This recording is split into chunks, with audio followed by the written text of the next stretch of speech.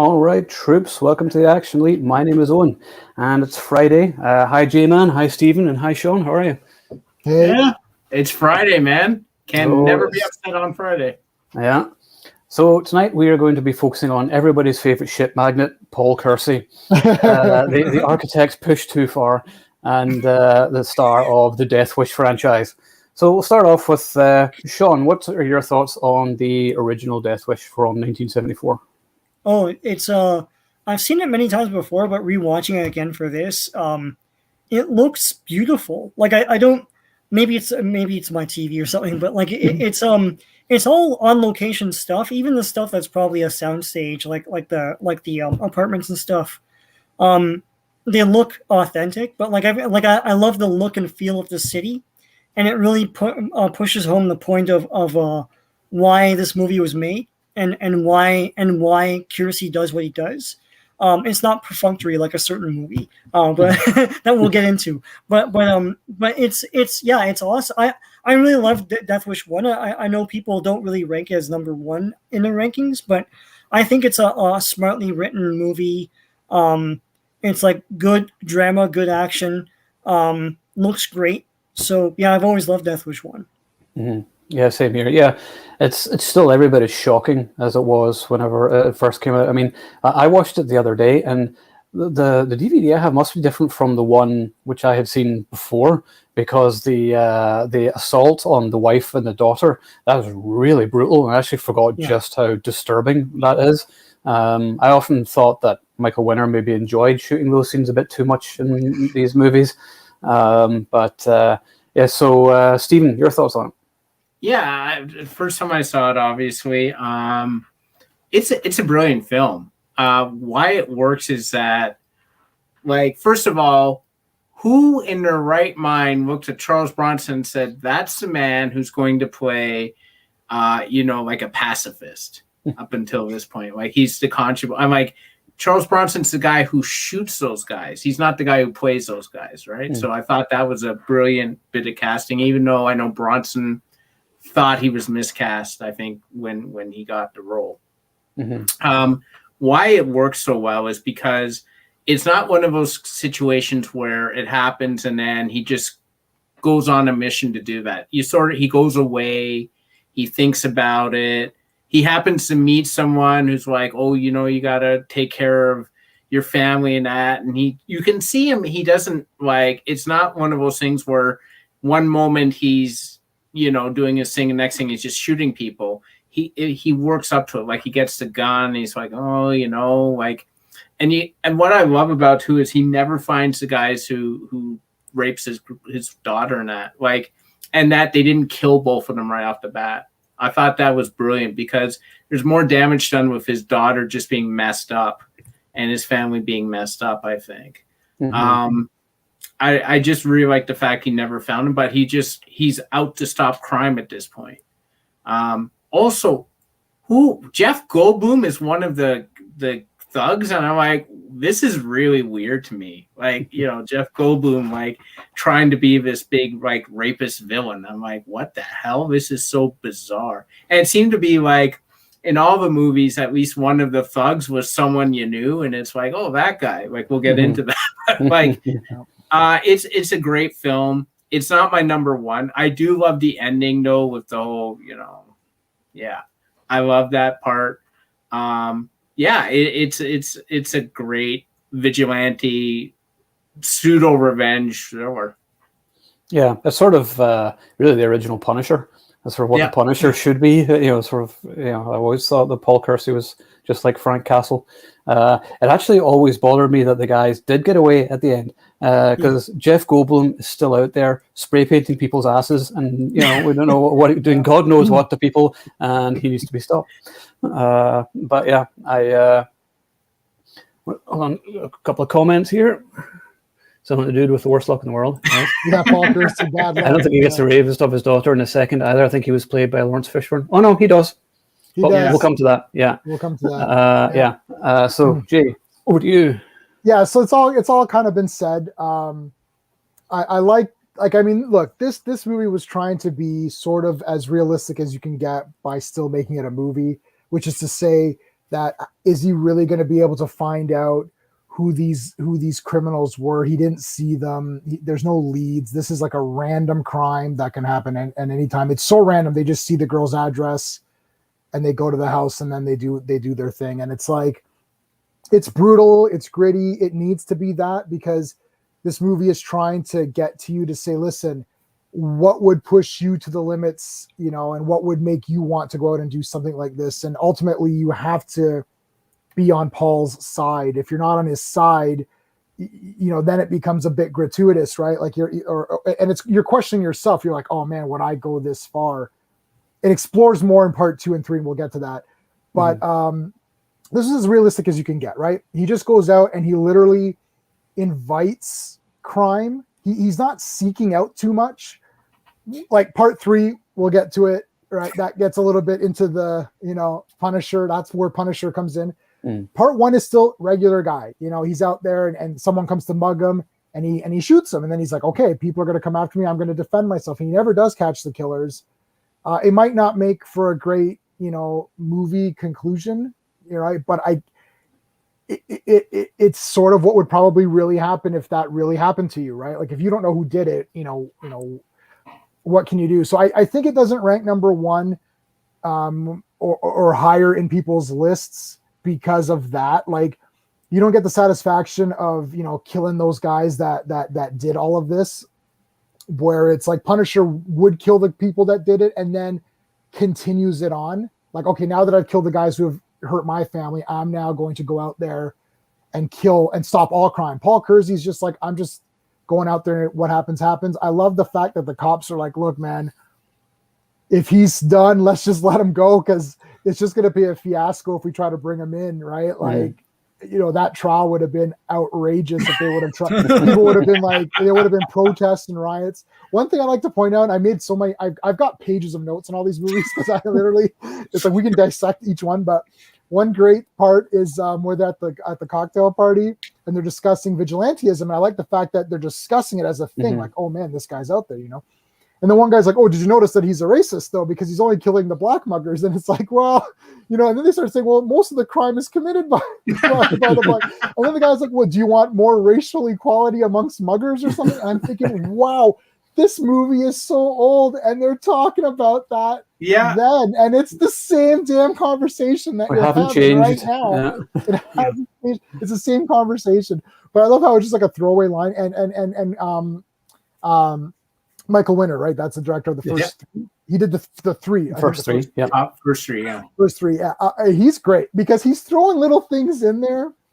If you're paying attention, and if you guys watch that video I sent you, part 2's got a lot of little things thrown in there just to be funny. So I thought that was a great part. Yeah, I mean, look, it's a cool movie. It's canon. What do you want? It's Bronson.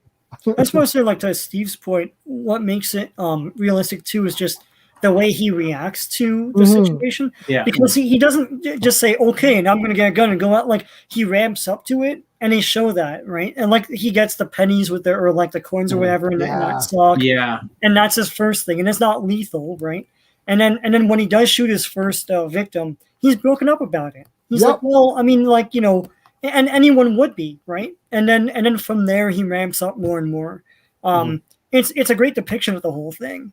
Yeah, he actually like retches and is like nearly sick after killing the guys, and it's not like I just killed those people, I'm an awesome badass. And I was like, no, it's actually just totally destroyed him and like who he was, where he's like this gentle father figure. And I love how they talk about being a peace-loving liberal type, and he's generally against guns and everything else. And he's like, oh yeah, we'll just let the cops deal with it, and then the cops don't deal with it, and then it's up to him basically.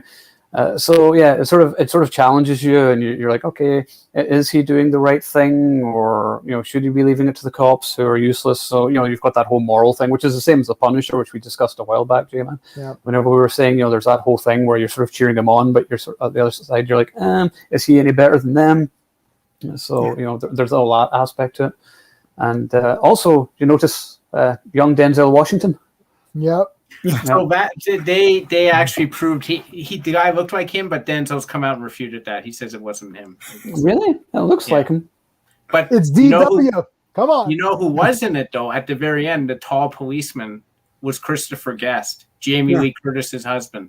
Yeah. He was the guy who found the weapon. But the Denzel, so I did a lot of research after this and looked into it, and then everyone thought Denzel was one of the muggers. Now, an interesting thing is that the guy who plays the DA in Part 5 is one of the guys on the subway that he kills.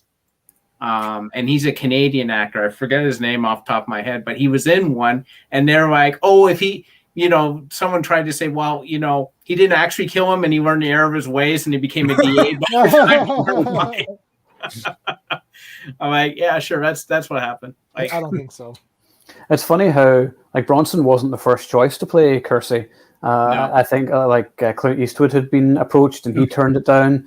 Eastwood would have been great, but I thought, he's already had like Dirty Harry Callahan, so it's good that Bronson has his Callahan and that's Kersey. So the real question is, who would win, Kersey versus Callahan? That's the question. I don't think they would fight because they they're would team up. They'd be like in the Part 3, the two guys teaming up, running down the street, shooting people. Yeah, I think imagine what a crossover that would be. The word out of Harry's just like, you know what, fuck this, I'm done with the law. I'm going to take it into my own hands. And then you just see the two of them just like wiping out half a city. That would be epic. That'd be better than any MCU, definitely. I also love the running joke of Frank Ochoa, who plays by Vincent Gardner, and he has a cold, which adding a bit of humor where he's just got this constant cold all the time. Yep. I kind of hated what happened to him in Part 2, but anyway. And here's another funny thing for those who like the movie Moonstruck. Olympia Dukakis is one of the officers under him, so there's that whole thing where they played husband and wife in Moonstruck. I think they were Cher's mother, father and mother, and they're in this movie like years before, like 13 years before, and Olympia Dukakis' character is reporting into him. There's always weird things like that where like brother and sister Elizabeth Olsen and what's his face Aaron Taylor Johnson and with their husband and wife in Godzilla. It's just it's like weird shit like that. Brother and sister. Now the movie is based on the book by Brian Garfield, and he apparently didn't like the movie because he thought it was due to its advocacy towards vigilantes. So he wrote the sequel Death Sentence, which would be made by Kevin Bacon years later, but they changed a lot from the book. Has everybody seen Death Sentence? In the theater. Didn't care for it. You watch it again. It's actually James Wan's best film.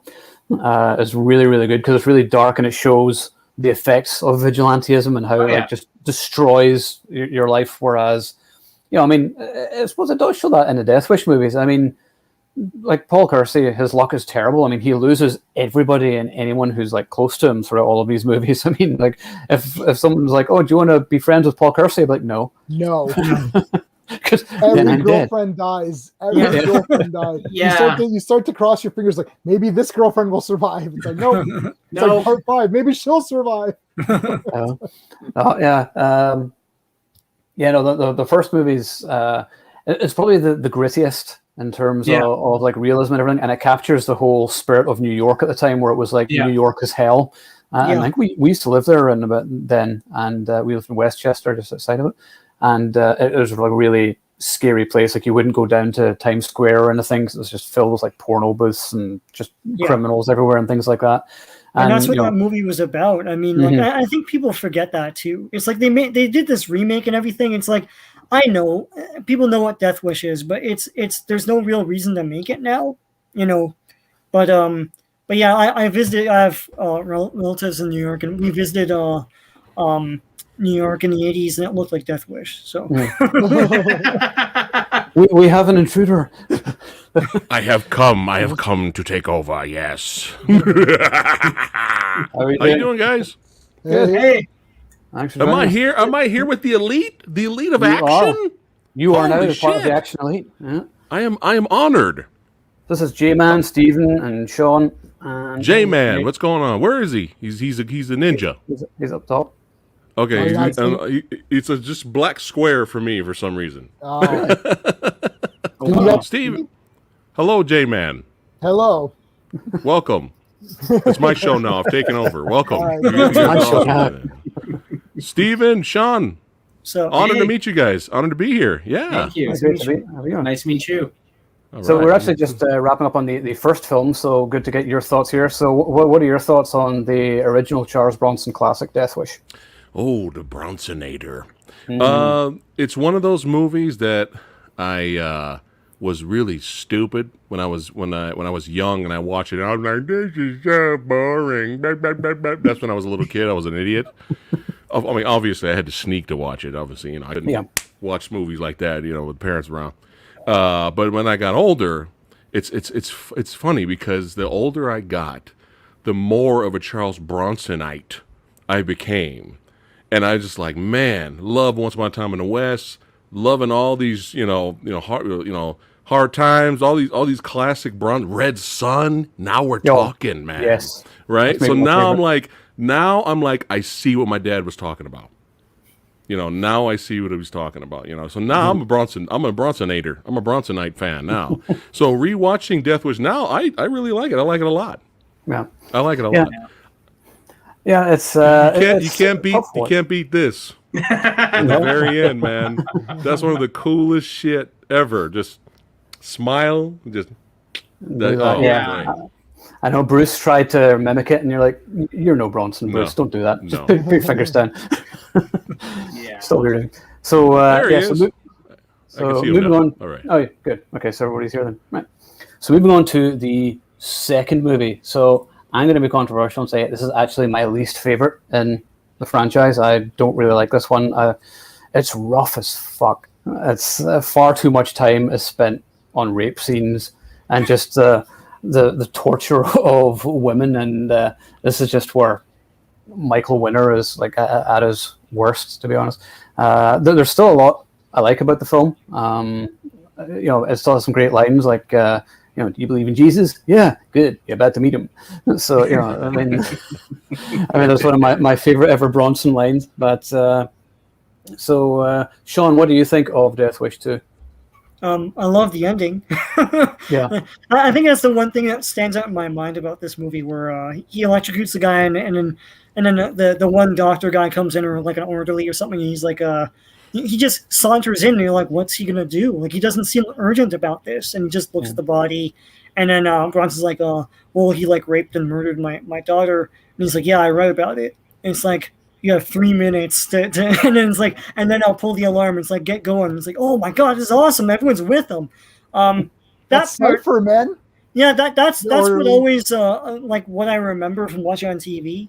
The rest of it, like, yeah, there's back-to-back rape scenes, and it's like, yeah, I get the point. They're assholes. Like, I understand, right? Are we talking about Death Wish 2 now? Death Wish 2, yeah. Oh, and, okay. And there's the one guy going, oh, that guy. That's all I remember from that guy.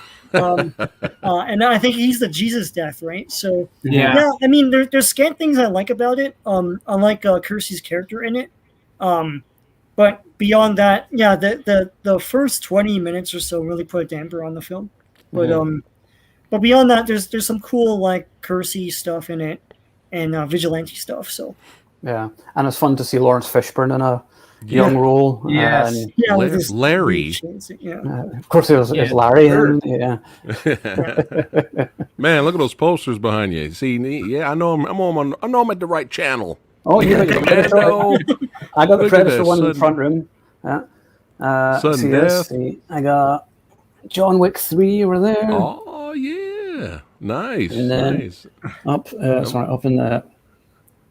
And J-Man's got a collection back there, too. It looks like movies. J-Man has everything. Yeah. You see Godzilla up there, too. You can't see this, but it's behind there. An official 27x40 one-sheet Exterminator 2 poster. Nice. Yes. It is rare as hell. Yes. I'm getting goosebumps just thinking that I have it. When I got that, I could not believe that I was able to get, because I love Exterminator 2. Oh, it's great. It's fun. Yeah. But part one's nice. Great, like, the poster is fantastic. Are you going to laminate it, or are you going to leave it in the frame? No, I have it in like Steve and I buy these, like, it's sort of like where you put like a baseball card in like a sleeve, but they make them for posters. Yeah, they make them for posters, so you slide it in and then it stays, and it says coming soon. That's awesome. So when people come over your house, you're like Spinal Tap. You're like, don't even look at it. Don't touch it. Don't even look at it. That's enough of that one. Like, I've got Ghost Town in the back. Ghost I always love that Town, Ghost Town one. That's great. I've never seen the film, but the poster's awesome. Police Nice. Academy 4. Look at that. Yeah, man. These guys are collectors, man. These are badasses here. Ooh, beer. What are you drinking? Oh no, I'm actually being a pussy. It's just root beer. But, I like root beer. It's the beer But, with root.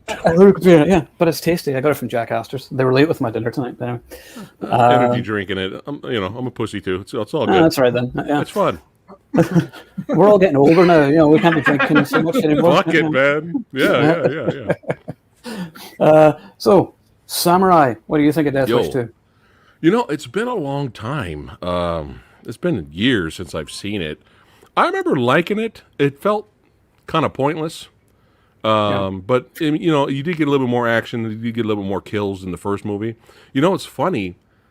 People always forget what the first movie, he didn't get revenge. Right. Yeah. That's what we were saying. People don't, it's like the first Rocky movie. They're like, Rocky lost? People forget, right? But it's like, it's not about it's not about finding who did the deed. He's like totally far gone now. He's like, everybody's getting it, right? So in terms of like action and more deaths, Death Wish 2 succeeds on that level. I was okay with it. Man, the daughter got fucked up. That was bad. Yeah, that was horrible. That was bad. And the housemaid as well. Yeah, that sucked. Got That sucked. destroyed. But yeah, it's been a long time. I really wanted to watch all of these movies to prepare for tonight, but I've been really busy this week, so I'm kind of going off of old man memory here. I was okay with it. Yeah. It's not my favorite. I'm gonna get a lot of flack for the one that when we get to my favorite, I'm gonna get a lot of hate, but it's all good. It's all love. You're gonna be like, I don't know about that. We'll see. Okay, all right. So It was all right. yeah, it's fine. Yeah, I mean, I love the bit at the end whenever the guy is like getting all the cops jumping on him, and he's like fighting all the cops. He's just like, Yeah, old Yeah. back guy. But so, do you think that the location hurts it though? He's like walking around with palm trees and stuff. It's like it's not the gritty New York sort of scenery of part one. That's a good point.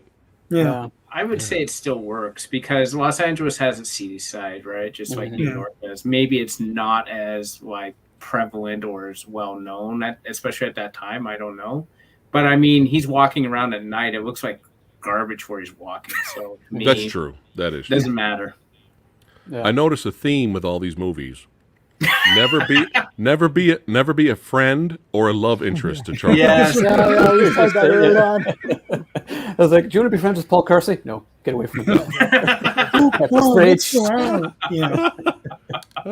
Like that one woman that taxis in part 3. It's like, what the hell are you doing? It's like, oh, I Just go to can't the airport. see you. Yeah. And she has her hair braided and stuff. Like, what the Yeah. hell? Yeah, You man. deserve it. You do have a death wish. Stephen, your thoughts on part 2? Part 2 is my favorite. Really? Oh, look at Yeah. that. All right. A lot of reasons why. Paul Kersey learns. Like, this movie shows he learned from his mistakes in part 1. He got caught because he was doing it as Paul Kersey. So he goes and he gets a separate base. He's got a hideout and he's walking around. Like, he's learned how to be a better hunter. And I love that aspect of him. I love the fact that he's learned from his mistakes in part 1 and he's doing that.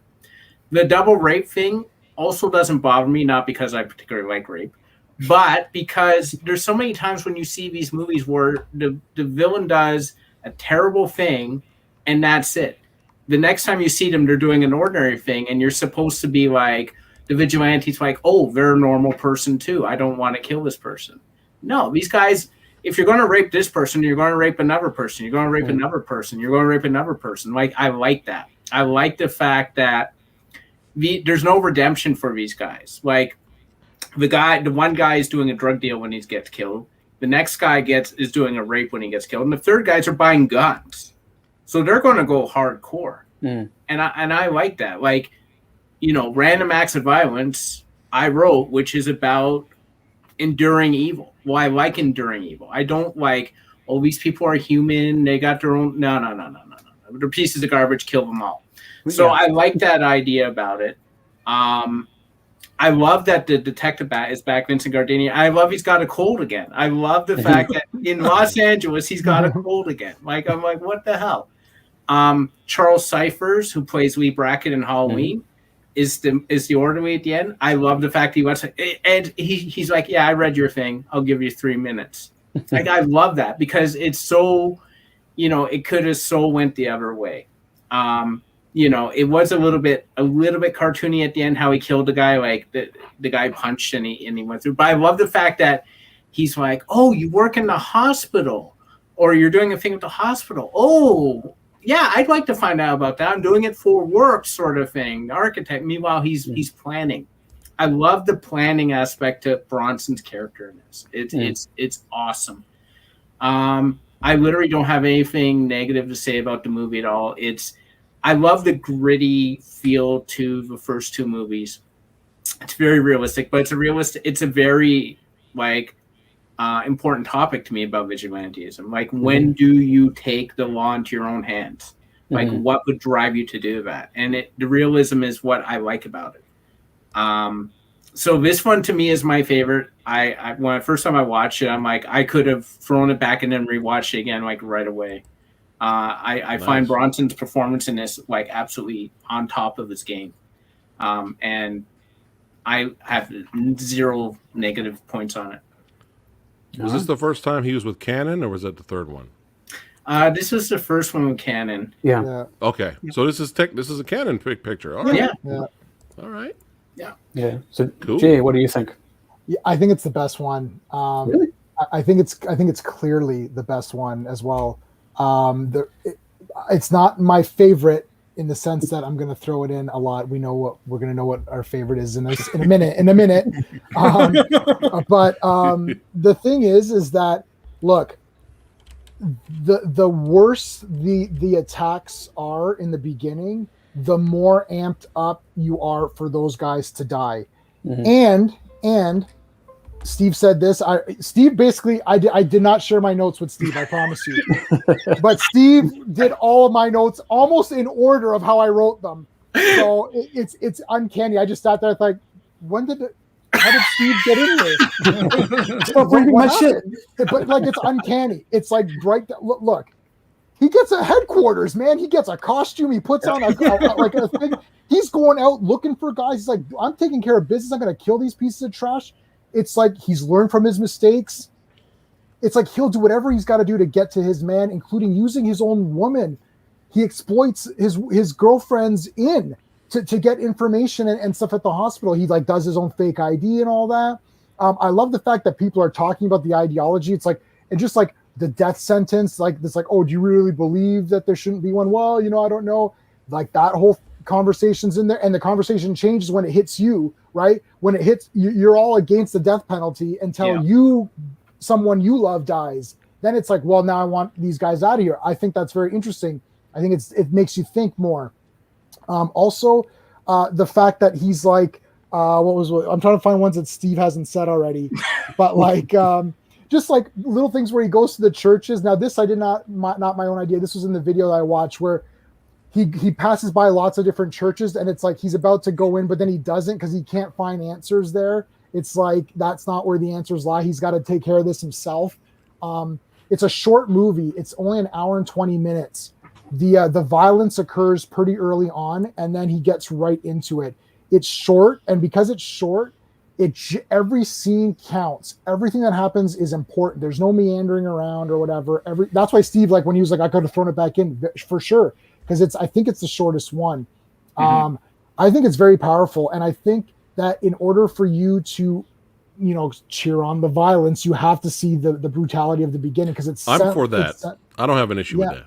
It's a rape revenge, and he does get the guys who did it, and you want to see them get nailed. And the thing is like it makes yourself question, like, should these guys be killed? And you're thinking, I mean, I guess they should. And like, how far do you go? I don't know how far you go. You go as far as to where the first innocent person gets killed, and then once the first innocent person gets killed, that's where you draw the line, I guess. Yeah, collateral damage. It's all right. Yeah. Yes. I mean, but I like that and Steve said this right out of the gate. It's like he's planning. It's like he gets guns, he gets a little base of operations, he works out of that, he changes his costume, his outfit or whatever.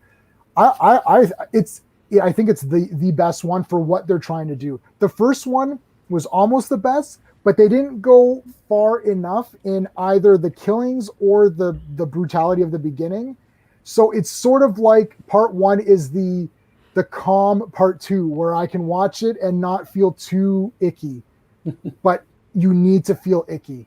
You need you need that. That makes it stronger. So I think part two is the best film out of all of them. Now, what's my favorite? Is Owen's favorite. You guys are making me want to rewatch the second one. We're about to get to in a minute, but one thing which is interesting, the second movie I think has been really badly cut, but they released a Blu-ray of it and it was like a extended version. So my question to you guys is, should films be cut? Should scenes which people think offensive or whatever, should there be censorship, or should movies be released unfucked with? Because you can choose whether to watch it. Yeah, life exactly. is unpleasant. Right? Life Preach. is unpleasant. Well, preach it, man. Wait. Life is unpleasant. Things happen and they're dirty and it's ugly and it's terrible, but they happen. Stick your head in the sand. That's not going to stop it from happening. No. So, excuse me, I gotta just. Can you put me backstage for a second? You can just turn your camera off, Steve, at the bottom. Stop cam. No, it doesn't matter. Oh, he's gone. We can talk about him now. Yeah, all we right. talked about That guy, Jesus Christ. He stole my note. Thief. You invited that guy? Okay, so, sorry to slow us coming here. Saul Rubinek is the return actor, plays a subway mugger in the first, and DA Brian Hoyland. He was a subway mugger in the first. I did not notice that. Wow. Oh my god. Interesting. There we go. So now the time has come to talk about the best Death Wish movie. Yes. Oh, I like that shirt. Where'd you get that shirt? Oh, yes. I got it from Ultimate Action Movies on that website. Oh. So they sell it there. I was like, I would love to sell shirts awesome. like this, but I was like, how do you sell these things and avoid copyright problems? So I was like, yeah, I'm not going to do that. I'll just buy it from somebody else. So There you go. So that was awesome. Yeah. That's love it. the Oh, shirt. Steven's back. That's Sorry Sorry about that. And you're back. No problem. Steven, that guy's great. I love that guy. Yeah. You could hear I think us. nobody was talking shit about him. Well, I would have been disappointed if you weren't. Yeah, exactly. Yeah. So Death Wish 3 it's just a masterpiece of cinema. I'm sorry. It is. It has like a kill count of like 5,000 or something in it. I mean, 5 out of 5 stars. Yeah, I mean, like, it's beyond criticism as far as I'm concerned. You have Gavin O'Hurley as Fraker, who's the best villain of the franchise as far as I'm concerned. He's just awesome. You have the Giggler. Yeah, they killed the Giggler. I mean, how can you not love this movie? So, right, Samurai Go, what do you think? Oh, man. So it's one of those, I remember watching it on TV in parts, and then, like, years ago. And then when I got it on Blu-ray, I had to buy, what did I buy? I think it was from Umbrella, released a Blu-ray. And it was like a double pack. And we watched it. Remember, it's been so long. Down my wife and we both were like, yes. We were both like, this is what we need right now. We need this kind of entertainment. This is what we're looking for. Thank God, entertainment like this still exists. You know, there's nothing wrong with the serious, dramatic movies and the Oscar caliber, Oscar bait films. There's nothing wrong with that, right? But sometimes you got it when somebody's messing with you. You got to randomly grab a bazooka behind your couch and take care of business. Blow them out the window. Yeah, every time. Right, blow them out the window. I think one of my favorite. I love when the kid's just like, "Wow, that was great." When Charles Bronson stopped that guy, he turns to the kid and he's like, "Yeah." I think one of my favorite parts of the movie, despite the carnage and body count and all that stuff, that was just brilliant, was the fact that he bought a car just to keep it out front as bait, so that someone will try to steal it. So just to give him an excuse to go out there and shoot the guy. I was like, this is brilliant. This one's my favorite in the franchise. This one, I mean, I know Charles Bronson himself. I think he didn't like it. He hates Maybe all of them that's why the except fourth first. one. Yeah. Oh, really? Yeah, he only liked the first one. Interesting. Yeah. Wow. He just did it for the money. I think. Well, yeah, it makes sense. But yeah, this is just so much fun. This is one of those movies I wish I saw in theater back in the 80s. Like, I would have been like, this is the greatest movie ever. Come on. Whole bunch of, like, 50 dudes come out, shooting at him at once. He just shoots twice. They all fall over. Come on. This is amazing. But yeah, it's my favorite. It's my favorite. Same, yeah. You got Ed Lauter in it as well. He's like the cop. And he's basically just teams up with him. I just love that. You're just like, there's no laws. Who cares? Just fucking kill everybody. Even the town. The town at the end was cheering for murder. They're like, kill him. Well, they're cheering for the murder of that giggler guy. They're like, yeah. I killed the giggler. Kid died. Like, it's like, fuck that kid. Yeah. He stole my purse last week. Yeah, I know. She's like, he stole my purse. It's like, so he deserved to die. My Bronson. Love it. And then you got Alex Winter from Bill and Ted in it. Yeah. Marina Sirtis from Marina Sirtis. Yeah, that's right. And of course, the epic gun battle at the end is just my favorite of the series. It's just amazing. It's an 80s video game, like run-up video game. It's like they're literally shooting guys on the street and in the buildings like it's like freaking Narc or Contra. Yeah, it's Narc. Yep. That's what I thought of. Narc, I remember that. Yeah. Oh man. And he orders Wildly or whatever. My friend Wildly's coming. Wildy or whatever. Yeah. And you're like, is this a person? Like, what's happening here? And it's like literally this gun, and they go out of their way to tell you it's better than Dirty Harry's gun. Isn't that like a 44 Magnum? And like, it's almost like he turns to the camera. He's like, 44 Magnums are garbage and bullshit and for losers. This is the better weapon. And you're like, for pussies. Yeah.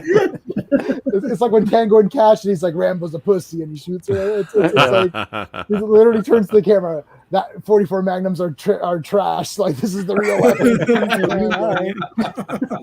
So that basically means that Kersey wins. It's Kersey over Callahan. Sorry, Callahan, you lose. Yeah. Damage. So Stephen, what do you think of part 3? Well, I mean, part 3 is like wish fulfillment on like an epic level, right? Yeah. Like, I love Samurai the same scene as you. I love the exchange where he comes out and the two thugs are working on the car, and they turn around and they're like, what the fuck do you want? And he's like, it's my car. Sorry, I didn't convince you. And they're like, oh, they're going to shoot him. He just like boom, boom. Like, but I love that thing. It's what are you like doing in my car? The audacity. It's like, it's my car. What are you doing to my car? I love him walking around the neighborhood, and there's this big dumpster pile right in the middle. He just walks around it like it's eating ice cream. Doesn't he eat ice cream? Yeah, he's eating ice cream. Yeah. Twirling the camera around. I love the brand fact new camera. he just moves into his deceased friend's apartment. It's just like it's paid up for the month, so I just move in. I'll just stay. I mean, I love Martin Balsam has like these twin machine guns in his cabinet. Anti-tank cannons. Yeah. Why not? The Giggler's death is great. I hated that guy. He was such a douche. I was like, someone shoot this, because he's like laughing. And I'm like, someone shoot this guy. Thank God he did. But like, and like the Brad from Superman 3. Yeah, where would he mailing? It's like cannons are us. Like, what the hell? Brad from Superman 3 is the main villain. I just love that. That's right. I knew Superman 3. I haven't seen that in years. Of course. Yeah. It's the same guy. I'm looking at him like, who is this man? I've seen this guy. It's like, it's Brad from Superman 3. I thought it was Snake from frickin' Degrassi High, because he's too old for that, but yeah. But like, the ending is terrific. I love how Martin Balsam's gun jams, but they're like, we can't kill Martin Balsam off, so we'll just have him injured. And then, like, he somehow survives, like being thrown off that thing. Because like, Kersey has to have the gun, right? Kersey has to have the gun, and you know that. And I love how the guy's just following him around, like feeding him the bullets. Hey, wipe my ass while you're at it. Yeah, like the entire thing is just it's over the top, but it's so entertaining. It's like if you had any problems with it, it would just go out the window. It's just entertainment galore. So. Some movies are beyond criticism, and it is one of them. And I'm just like, no, I'm sorry, your argument is invalid. And then I believe, isn't Jimmy Page does the music? Yeah. You got the amazing electric guitar music comes on whenever they start kicking ass at the end, and you're just like, hell yeah. It's just so awesome. Okay, Jay, you have the con. Well, I mean, I love part 3. At this point in time, we're into like farcical territory now. It's the part 3. It's like Nightmare 3 is always the most fun to watch. You know, Jaws 3 is hokey, but it's fun, right? Like it's like all these part 3s, Friday 13 part 3. Now it's Jason with the hockey mask, and it's full on Jason. No more this realistic guy running around the woods and tripping on himself. It's like it's the part 3 thing, right? It's like now it's just like amped up. So it's a Punisher movie. He goes out to a place to clean it up. This is Roadhouse, but like city edition. It's like, oh, we need Paul Kersey to clean up the town. It's like, all right, bring him in. And he sets traps. He teaches other people to get into it, and then they start fighting themselves, and like other people are fighting with them. So I mean, the cops this movie knew what it was doing in the opening act. The cop sits him down. He's like, well, Mr. Kersey, I'm going to send you down here and just kill a bunch of guys, and every so often throw us a bone and give us and literally at that point I'm thinking, oh, this isn't going to be like part 2, I guess. Like this is like now just going to be complete, awesomeness. And it is like 2 and 3 could not be further away from each other, which makes sense, Owen, that you don't like 2. It's like, is the killings justified in part 3? Sure. The killings are justified because they're bad guys. It's like a Die Hard movie. They're bad. I'm not as despicably outraged by the villains as I am in like a part 1 or 2, where you really like. It's almost like you feel like you really want them to die in real life. Like you can't even detach yourself from the movie. In this one, you can definitely detach yourself. Look, they've got like symbols on their heads and stuff. And there's all code names, the giggler and all that. And you're like, and he's got like a mohawk. And then in between, he's got a red stripe going down. And you're like, this is not a person. Like this is cartoon character. Yeah, this is a manufactured villain for an action film, right? And Paul Kersey's here to take care of business, TCB. So I mean, the cops going with the vigilante at the end. I'm like, this is like, Owen, you're right. Like you're watching, like, this is just 10 out of 10. If anyone says this is not 10 out of 10, you have to question their sanity. You're like, did you watch the same movie that I watched? Like, part 2. Were you taking this seriously? Yeah, like, part 2 is like a masterpiece of like grittiness and very disturbing, cinema. But this is a masterpiece of over the top awesome action. If canon could be stamped, like if they put a canon watermark in the corner, you know what I mean? You're like, this is your definitive, like this is your definitive canon film. I didn't realize the first one wasn't canon. I didn't realize that. Yeah, 2 onwards. Yeah, it's 2 and on, but this one's canon, like stamped, sealed, shipped, received. Awesome. Yes. Oh yeah. Oh yeah. And the thing was with this one, although there is like a brief sort of rape, it's very much a small part of it. And this one just goes straight for the action instead. It doesn't really have the grittiness. It's just like, you know what, fuck these guys. They're just all just going to get killed. And that's it. You reminded me of the actress. Oh, go ahead. Yeah, sorry. That's Troy, Counselor Troy. From, okay. Marina Sirtis from Star Trek. I remember watching it. But no, Owen, actually, you jogged my memory on something, which is they tear the shirt, but then the rest of it is seen from the camera's perspective, where it's like a hidden camera filming. So you're a little bit more detached from what's going on, and then you just see it's like aftermath. She just passes away. So they've really lightened up. They've lightened that up. But they're going for something different in this movie. This movie is going for entertainment action. And it needs to have some justification to kill the villains, but it's not. So, you're not supposed to be questioning your morals. Like you're just watching this as a cool movie. Yeah, exactly. Yeah. What were you about to say, Summer? No. He. It was Troy. I was like, well, wasn't that what you call? Yeah. He answered it. Yeah, but also like one of my favorite things is whenever he's setting all the traps around the houses. Yeah. And it's like Home Alone, almost like R-rated Home Alone. Yes. Yes. Like the nails in the head and shit like that. And it's just a pure cartoon. It's like it's like Wile E. Coyote and Roadrunner or something. It's like, these traps. Oh, it's so good. One of those. Their teeth. Anyway. The teeth. Has everybody talked about this one then? Sean has it. Yeah, John, I mean, what do you- they make these kill count videos on YouTube, and the kill count one for this is hilarious. It's like the numbers can't keep up. They're like, they pop up whenever someone dies. It's great. Do we know an exact kill count? Do we know? I thought it was in the Bring it up, 60s. Oh, hold on, I gotta look this up. That I need to know.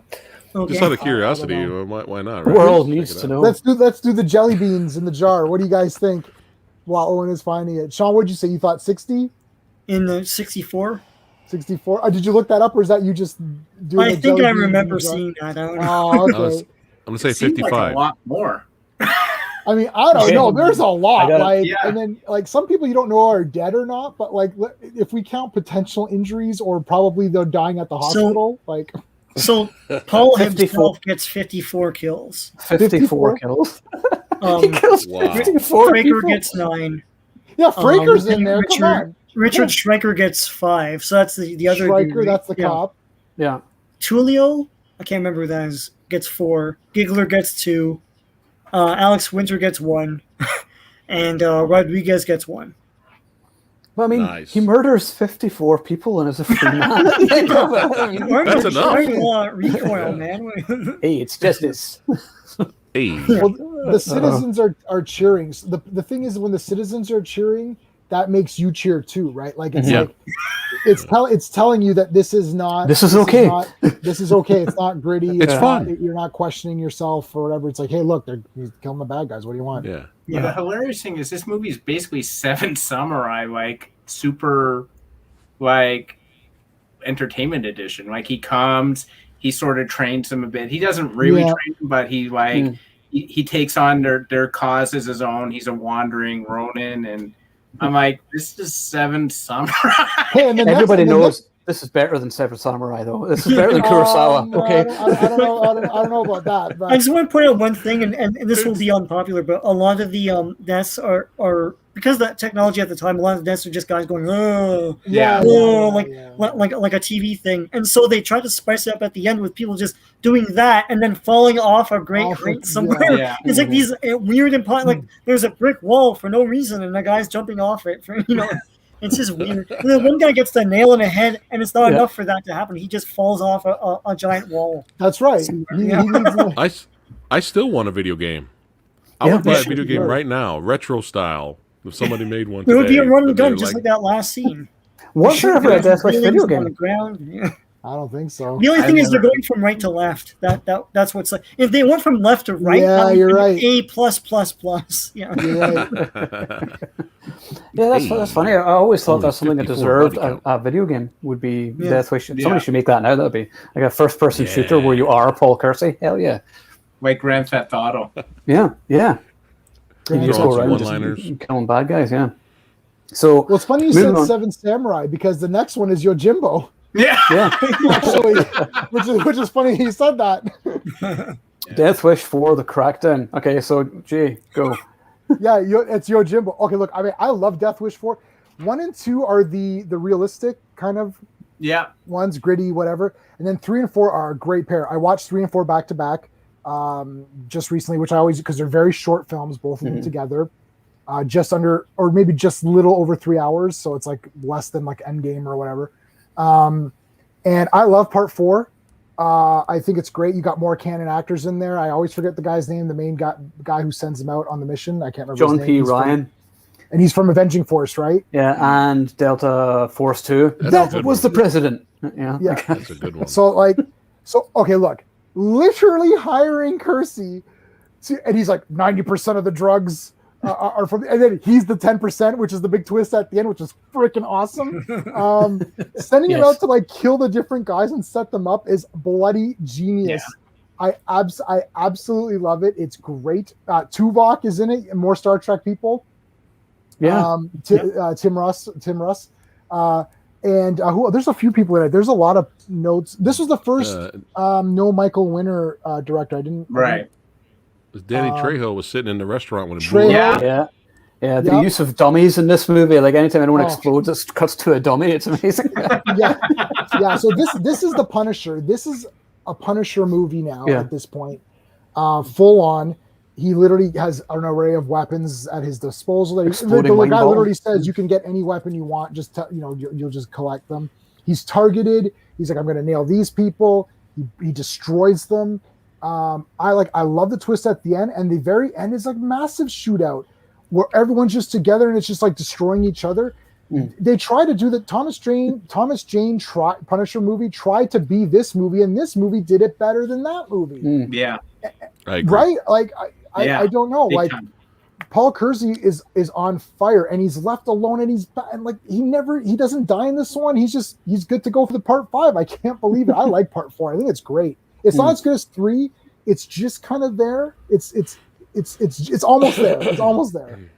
But it does have maybe my favorite scene of the entire franchise. Oh, the hell are you doing? I was making a sandwich. Hey. Goes him into a TV and I like this line. Sorry, one more thing. I really like this line where he's like, why did you do all this? Like Romero or whatever. He's like, why did you do this? And he shows the picture of the girl. He's like, I don't even know her. He's like, I did. Yeah. Oh, I just thought that was damn good. That was the one serious part where I was like, yeah, that's fucking cool. It's like, yeah, I knew her. Boom. Oh, that was great. Samurai, your thoughts on the Crackdown? The villain blew up at the end. I'm sold. I know. That's it. That's how you scratch the itch, man. Yeah. You scratch the action itch. You got to have the villain blow up.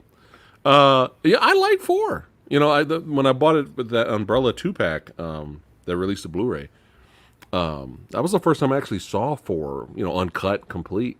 I liked it. Thought it was good. It's weird because it's almost like a combination of, it's not as over the top as 3. It's a little grounded, but still has a lot more action and violence in it. You know what I mean?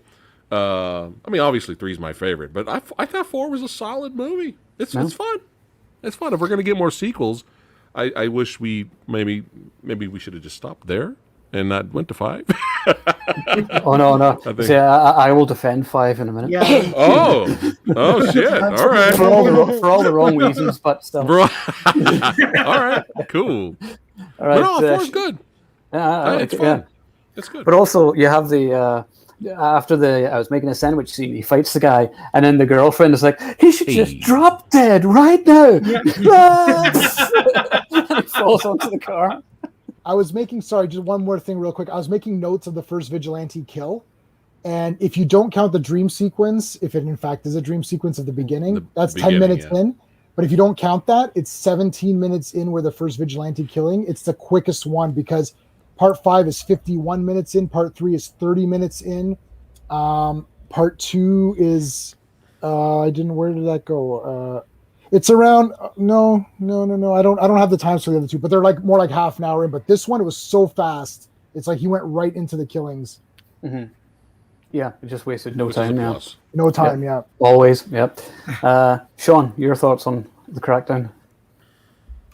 I thought it was awesome, and I think I was watching this while I was reading Punisher comics as a kid, and it like J-Man's right. It's like the Punisher because he's going undercover in that one party and everything, and that guy at that party, like the guy who the party's for, that guy looked I don't know. That guy looks like he looks like Mo from the Three Stooges, and the fucking guy from the Operation Game Board. He's got that hair.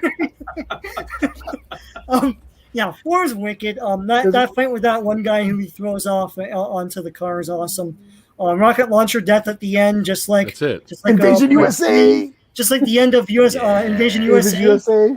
Yeah, there are no more rocket launcher deaths in movies. I don't know what the hell. That's a tragedy. It's like, especially like when you do the standoff like at the end of Invasion USA. Anyway, I like 4. Like 3, 4, and 5 are like the big over the top ones, and they're the stereotype of this franchise and the stereotype of canon. Right. But 4 is a great entertaining movie. Absolutely, yeah. Stephen? Yeah, it's great. I actually got nailed at the end, not because I knew he was the villain, like his employer was the villain, but like there was he was actually impersonating a guy. I thought he just made up the persona. He goes to the guy's house and there's this wrinkly old man. He's like, "Oh, who are you?" And I'm like, "What the hell?" Yeah, that was good. It was the first one that actually had a twist. Yeah. Where you're like, "Oh, I didn't see that coming." Yeah. They hired someone new at Canon. Yeah. Can I put a twist in this movie? You're hired.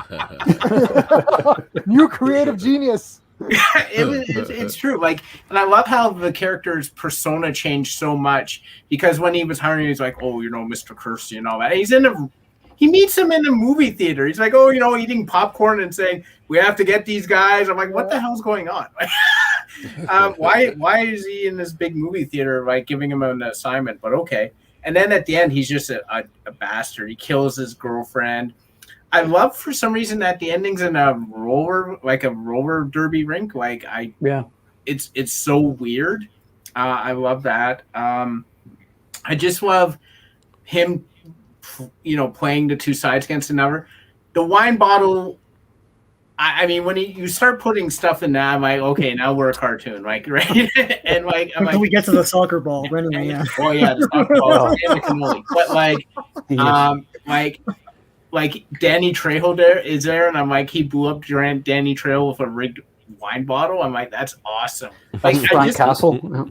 Yeah, I just love how he's now, like, he's bugging phones and stuff. Like, he's fully committed to this life. He's like, yeah, this is how I'm going to do things now.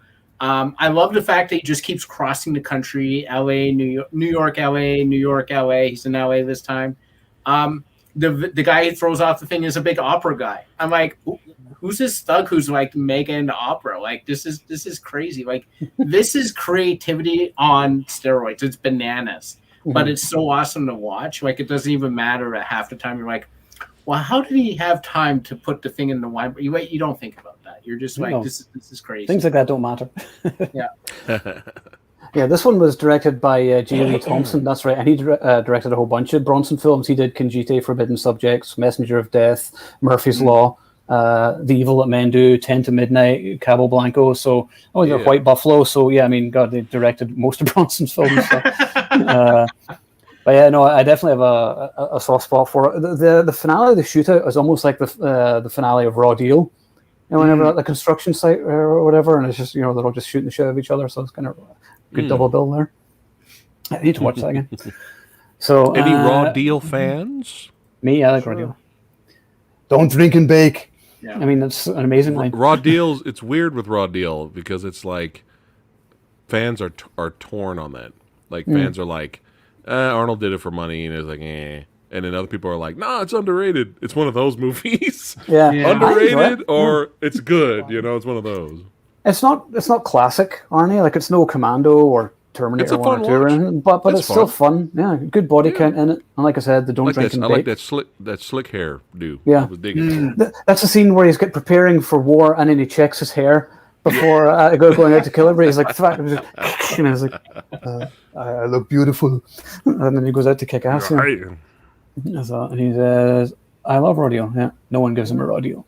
So Paul Kersey only kills 38 people in part 4. That's disappointing. He's slacking, definitely. I know, he went down from Sorry about that. But he's targeted very specific. Yeah, he's targeted.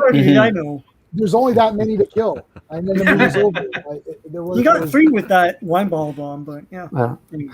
Do you think Trejo was happy? He's never happy, and he was happy. Is it 3, 4, 2, 1 maybe in terms of body count? Well, 3 is probably the highest. Yeah, 3. Yeah. It's like a war in that freaking. It looks like Beirut, anyways. So yeah.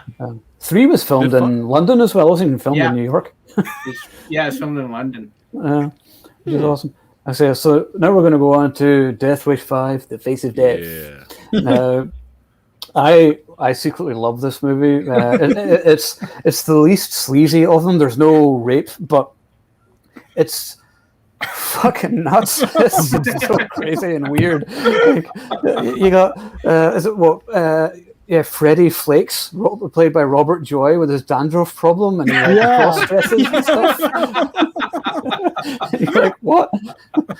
And then it's got what is it? He says, "Hey Freddie, I'm going to cure your dandruff problem for you." And then blows him up with the exploding football. And it's like this remote control exploding football. That never existed. Yes, I know. Yeah, where did you get that? Super fake.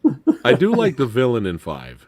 Yes, Michael Parks was amazing. Tommy O'Shea. Yeah, rest in peace. He was good in the movie.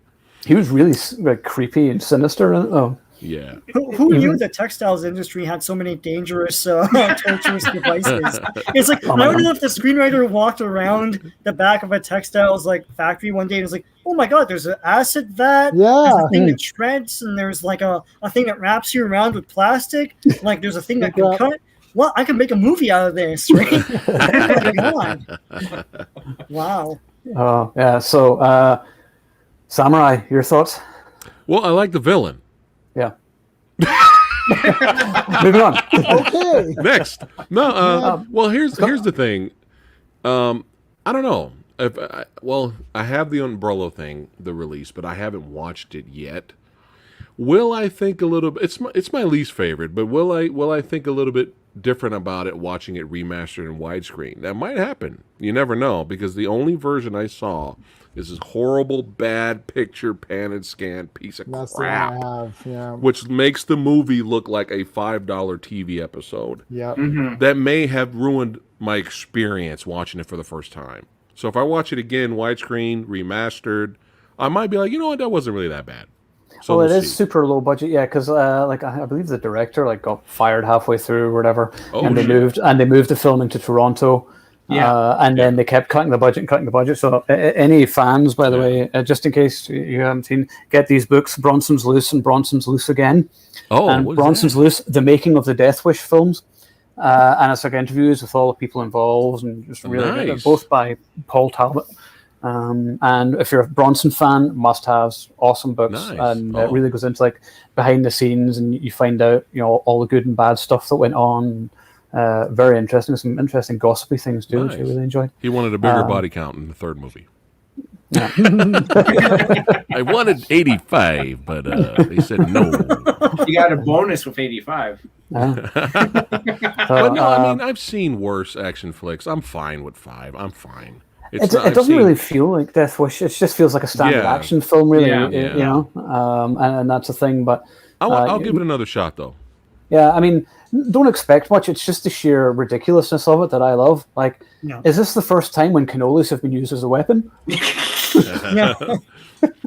I think it is. So yeah, I mean, and then you got Sal's demise falling into the mincing machine, which is like Universal Soldier-esque in its awesomeness. And then, what do you want? What do you want? I don't need anything, but you need a bath. And then push them into the vat. I'm like, this is genius. How can you not love this movie? So, Stephen, your thoughts? My actual story behind this movie is more interesting than my review of it. So when this movie came out, my uncle came up to visit us. He lives up in Muskoka, and we were taking him to the movies. Now, keep in mind that this was around the time that Under Siege had come out the previous year, and now we were on Deadly Ground, right? So I was jacked. I loved Under Siege, so I was jacked to see On Deadly Ground. So my parents took us to the movies, and I assumed that my uncle, because he saw Under Siege too, I assumed he was going to want to see On Deadly Ground. I was so jacked.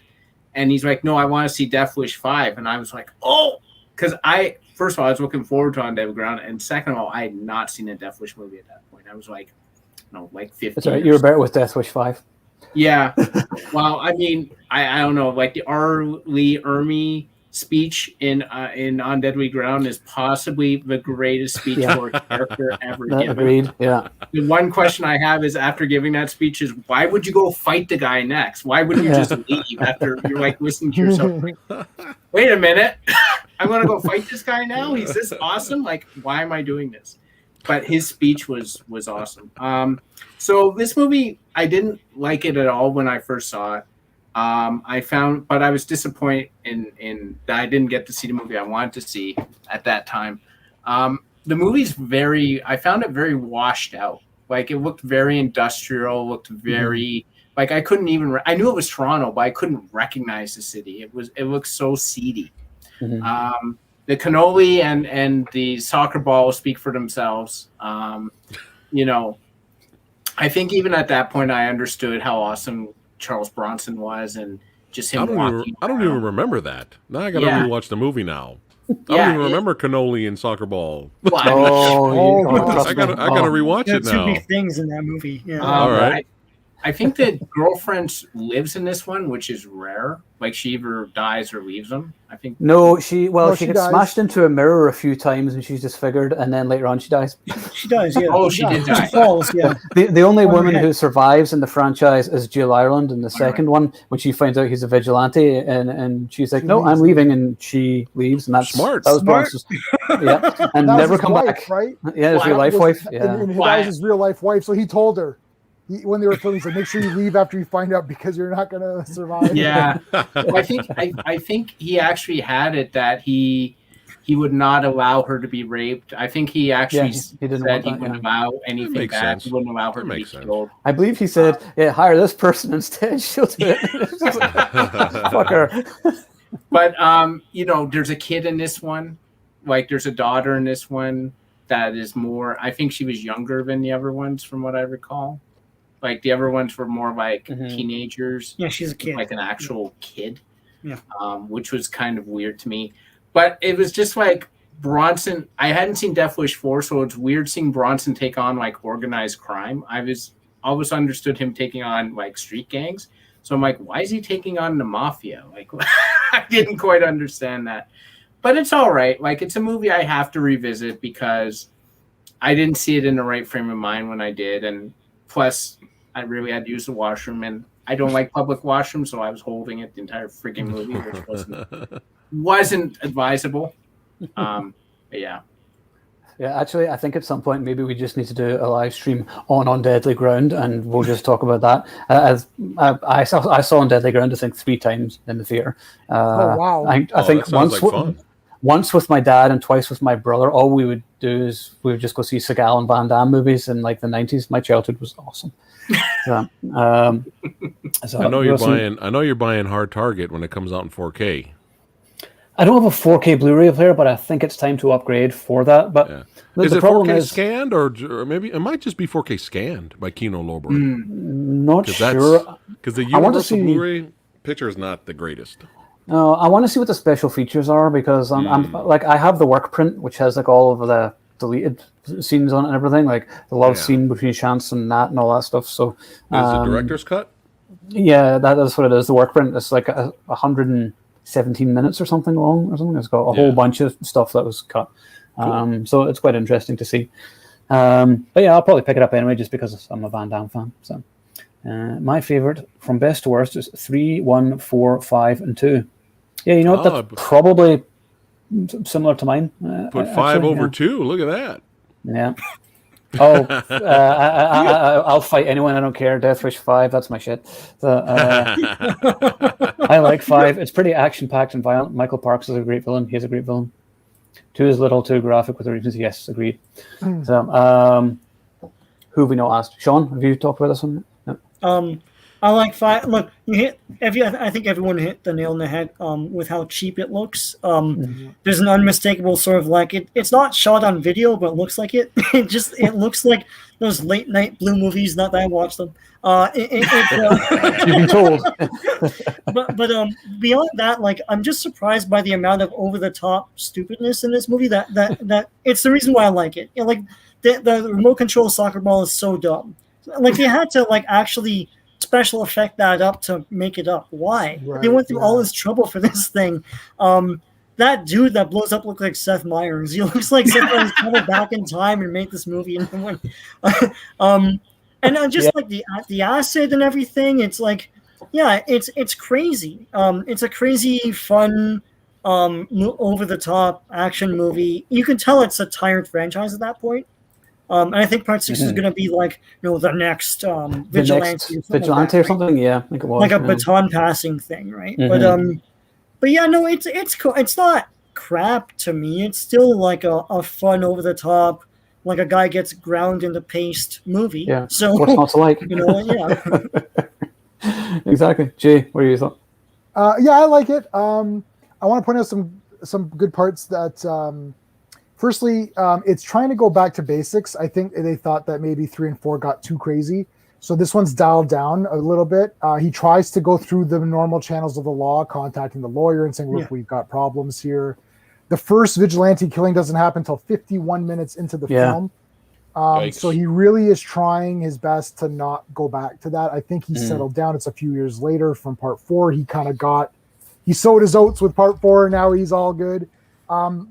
The Asian cop lady, she gets smashed up pretty good with that car. There's some pretty good little stunt effects in this as well. It does look very cheap, and I've got that very awful version that Samurai was mentioning, where it's like it's pan and scan. It's very washed out. It's the only one. The other ones I have on Blu-ray. This is the only one I don't have in a proper good format. Right. So it made it feel like a TV movie. I did think that the side characters were a little bit more interesting, like the girlfriend when she gets scarred up. I actually thought she still looks good even with the scars. Yeah. But, I'm like, you still look pretty darn good. Like, I still hit it. Yeah. Yeah.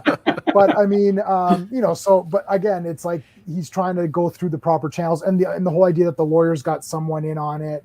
There's like a leak in the district attorney's office, so that kind of thing.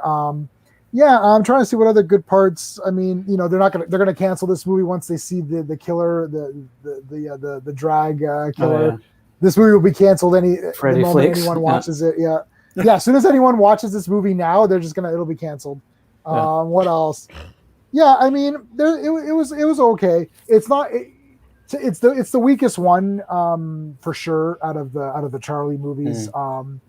So I mean, for me, I don't know if I'm ranking it. Like, I think 2 is the best, but maybe 3 is my favorite. That's a bit of a cheap cop out. But I kind of like all four. Like the 4 of those 4 movies are all really good. Like 2, 3, and 4 are a little bit higher, and then 1 is there, and then 5 is definitely the weakest, I think. But not because it's bad. Yeah, this is what franchise, we've been doing these franchises lately, and this is one of the ones where I legitimately think they're all really good. I just think for what the concept of what Death Wish is supposed to be at the heart, I think part 2 does it the best, which is it's supposed to be gritty, it's supposed to be nasty, it's supposed to be hard to watch, so that when the killings come in, it's almost a release. You're like, yes, I want these people to die, which is why I think I think everyone's a good human being, a good moral person who doesn't want to see the bad stuff of part 1. It's like, I spit on your grave. Nobody wants to watch the first 20 minutes of that, right? No. But I mean, without that 20 minutes, then you need, what's the rest of it? Then it's just killing, right? That's true. So, anyways, whatever. But that's I like part 5. It's cool. Yeah. When are we going to get when are they going to release the Giggler cut? Yeah, that's that's what we're all waiting to see. So to give you a problem. Bronson, I see Bronson was getting on in years here, and he actually would get the stunt double. And that's all discussed in the book here. For a series of films, they're all very rewatchable. Yeah, I mean, you can be like, you know what? I want to be entertained for 90 minutes. I'm going to stick in any of the Death Wish movies, watch Charlie kick some ass. I'm happy. That's what I need. Nice. Everyone loves 3 the best. Am I wrong? I don't know, Jimmy. What do you think? I got them all on DVD and Blu-ray. Same here. Love the final end credit scene at the end of 2. Jimmy Page to the soundtrack. Yeah, soundtrack's good. Yeah. So I like 5. I loved Michael Parks as Tommy O'Shea. He was so hateful. He just wouldn't even need to say anything whenever he was on screen. That's how good Michael Parks was. Is that even in a movie that forgive me for saying this, that's trash, like Death Wish 5, he's still good in it. I mean, that's the thing, is that the performances are actually still really good in it. And even Robert Joy, who played Freddy Flakes, was good as well, sort of understated. So, it's ridiculous and, has its flaws, but I still enjoy it. And how can you hate a movie with an exploding football? So there's that. So we're going to move on to everyone's favorite. The remake with bored Bruce Willis. See, my issue with Bruce Willis being cast is that he's already an action guy, so there's no shock. It should have been somebody like Jason Bateman or someone who you're used to seeing as playing the everyman in this kind of role. I thought D'Onofrio would have made a great Paul Stacey. but he's the damn brother. But I thought he would have been great in that role. Yeah. He made it a bit better, but even Frank Grillo, I would love to see, because I think Frank Grillo was initially going to be in it because the script was by Joe Carnahan and he was going to direct it, and then didn't happen for whatever reason. It's the funny thing is about the remake, it's so tame. Like it's the tamest of any of them. Yeah. Especially the what happened to the family. I was like, dude. Yeah. What even happened to the family? Like, I don't even know. Was the daughter even like raped? Stand over there. Not even mentioned. If the daughter survived, they don't even show what body part they shot her for her to survive. You figure it'd be a headshot, but I guess it's not. Yeah, I guess this is the most. I guess it's more violent and there's more action compared to the first movie, right? There's only the one scene really, and that's I'm not going to kill you, Jack will, or whatever it is, where he drops the car on the guy and you see the insides come out, and I was like, that's the only sort of interesting kill in it. And whenever you find out Eli Roth directed it, this should have been fucked. This should have had like entrails from like ceiling fans and shit like that. And, and it wasn't. And then it just, I don't know. It feels like they were too scared. I think because people were sort of anti the whole vigilante thing. So they're like, you know what? We don't want people whining about it. Guns are bad, whatever else. So then why make it? Well, I guess they retain copyright. But what they could have called it Grim Reaper. Yes, because that would actually be better. There's so many things that aren't Death Wish anyways. That there's the brother, the family survives. There's no rape. Look, again, nobody likes the rape in part 2, but without that you get this movie. It's like, and the other problem is that the men in this, the villains in this film are after the money, and I have a feeling that if they would have gotten the money, they literally would have left. I think what happened, see, the girl fought back, and when she fought back, the mask came off, and then like, well, now you've seen me, we have to shoot you. Right. We're in this territory where unless they really meant this, but I don't think Eli Roth meant this. We're in this territory where I start to think to myself, I'm like, okay, well, these guys are criminals, they're thieves, they're muggers, they're not rapists. And the thing is, rapists are the worst. It's like in the pantheon or whatever. Like they're lowest like the forms of life, or lowest. They're the lowest forms. It's dirty. It's nasty. It's sickening. There's no use for it, right? It's not even like these guys want money. I mean, obviously they're bad guys, and what are they going to spend on? I don't know, drugs or whatever. But they want money. It's like give them the money and then they're going to leave. I think they would have left. So her fighting back created this problem. So the problem is now I'm starting to think they're victims, but they're not 100% victims. You kind of deserved it. I don't want to say that. No, I'm definitely not saying that. I know I do. You were just joking around, but like it's that where you start to think you're like, well, you cut the guy's face, and then now he's exposed, and now he's going to shoot you, and then obviously they're dumb criminals because they didn't even make sure that they're dead. Because if someone sees you, won't you pop them in the chest and head? Like I'm not an assassin, but yet everybody knows this from watching movies and living in the world of crime. It's like you shoot him in the, it's 2 in the head and 2 in the chest, and then the guy's done, right? So and she survives and she's okay at the end. I don't know. See, this is a movie where it's like, what is the point? You're not shocking us with any brutality, so you're killing. And then he's hurting the guy. He's cutting his leg and he's like pouring the baking soda and all that. I'm like, or whatever he's pouring the thing. I'm like, okay, you're torturing this guy, but he didn't really torture your wife or daughter, So now I'm questioning the reverse. So which is not what this is supposed to be about.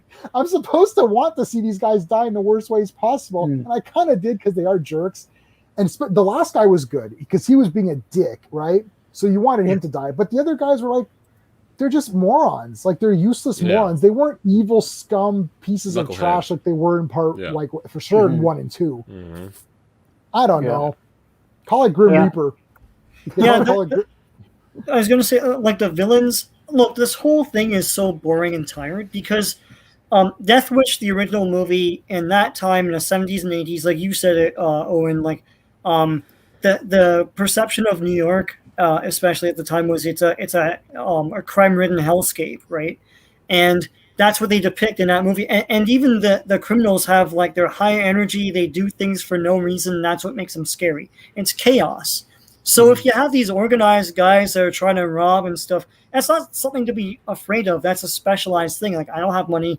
for someone to rob me, so it wouldn't happen to me. And Right. in Death Wish, all the crimes, you should be afraid that they happen to you. And whenever Paul Kersey's even walking around randomly, there's a crime going on everywhere. here, there's a crime going on here, and people are walking by because it happens all the time. And that's not really depicted in this movie. It's just basically like these guys come and they want to rob and stuff. And then he just becomes a vigilante. And he's not even struggling with it like Paul Kersey was in the first movie. It's just hitting the marks. It's like he has to be a vigilante now. So next scene he is. Next scene he's shooting a guy. Like it's just hitting like basic paint by numbers plot stuff in the script. And that's what even the criminals are doing that. You know, Right. there's no real motivation or chaos or energy to them. It's just they just do stuff, you know, and because everyone else is bored and the script is bored, I'm bored. So it's okay as a paint by numbers thing. As a Death Wish movie, no, I don't think so. Right. Yeah, they should have called it something else. Yeah. Yeah. So when me and my buddy went to go see it, and we were like, we were okay with it. We were just like, that happened, but we didn't like hate it.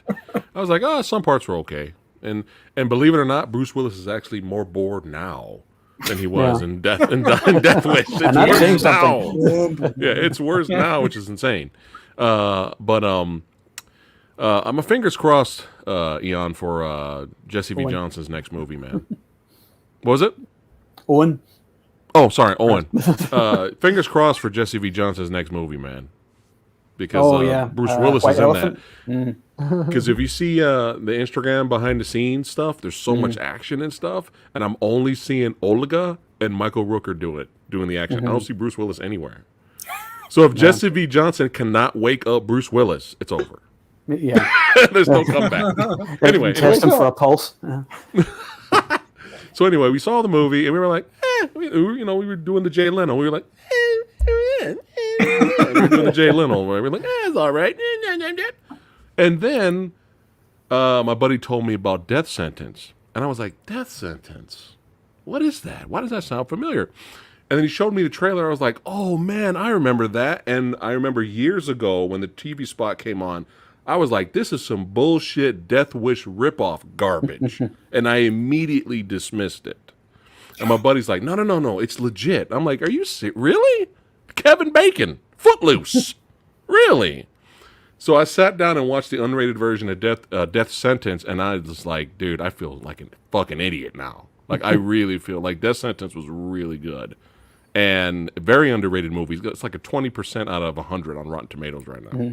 And in comparison, Death Sentence is the better remake than Death Wish was. Well, it's actually based on the book. I don't know if you were in the chat earlier, but it's the author of the book Death Wish, and then he wrote Death Sentence, which is a sequel basically, and it was to show, because too many people were thinking that Death Wish glorified vigilantism, he did Death Sentence, and that's why I wanted to show how it destroys lives. And even Bronson said that in interviews when people were like, these films are pro-violence, and he's like, no, he said the whole thing is violence begets violence. That's what this is about. And he said, Kersey's in this endless cycle of violence, and it's just, he can't get out. And that's sort of the thing. So, Death Sentence is definitely the better remake. I don't hate the remake. It's not Death Wish. It's not as good as the original, but in terms of like a modern Bruce Willis film, which are mostly awful, I think it's less awful than most of the other ones. So. Yeah, definitely. I mean, this movie is your prototype of a 2.5 out of 5 movie, maybe 3 if you're feeling generous, but 2.5 I was ranking with 3 probably. It looks too clean. Chicago looks way too good, like way too good. I see that and I'm like, I wouldn't mind living there. This is supposed to be this big crime-ridden area. It's never scary. Yeah, it's not scary.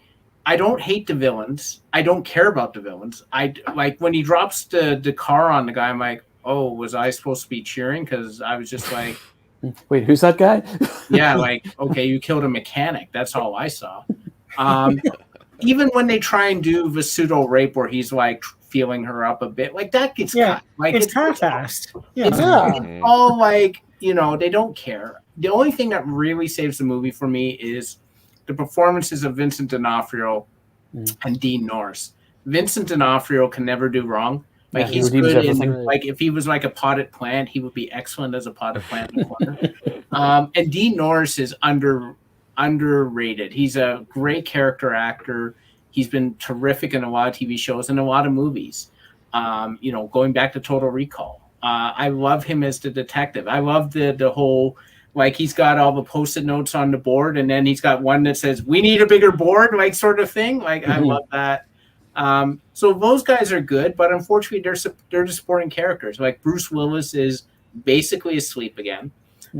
He has no real passion, no verve. There's not the angry John McClane. He doesn't exist anymore. No. Now it's just Bruce Willis. You can literally see him in the, like, when he's not in the scene, he's in the corner cashing his check. That's what it feels like.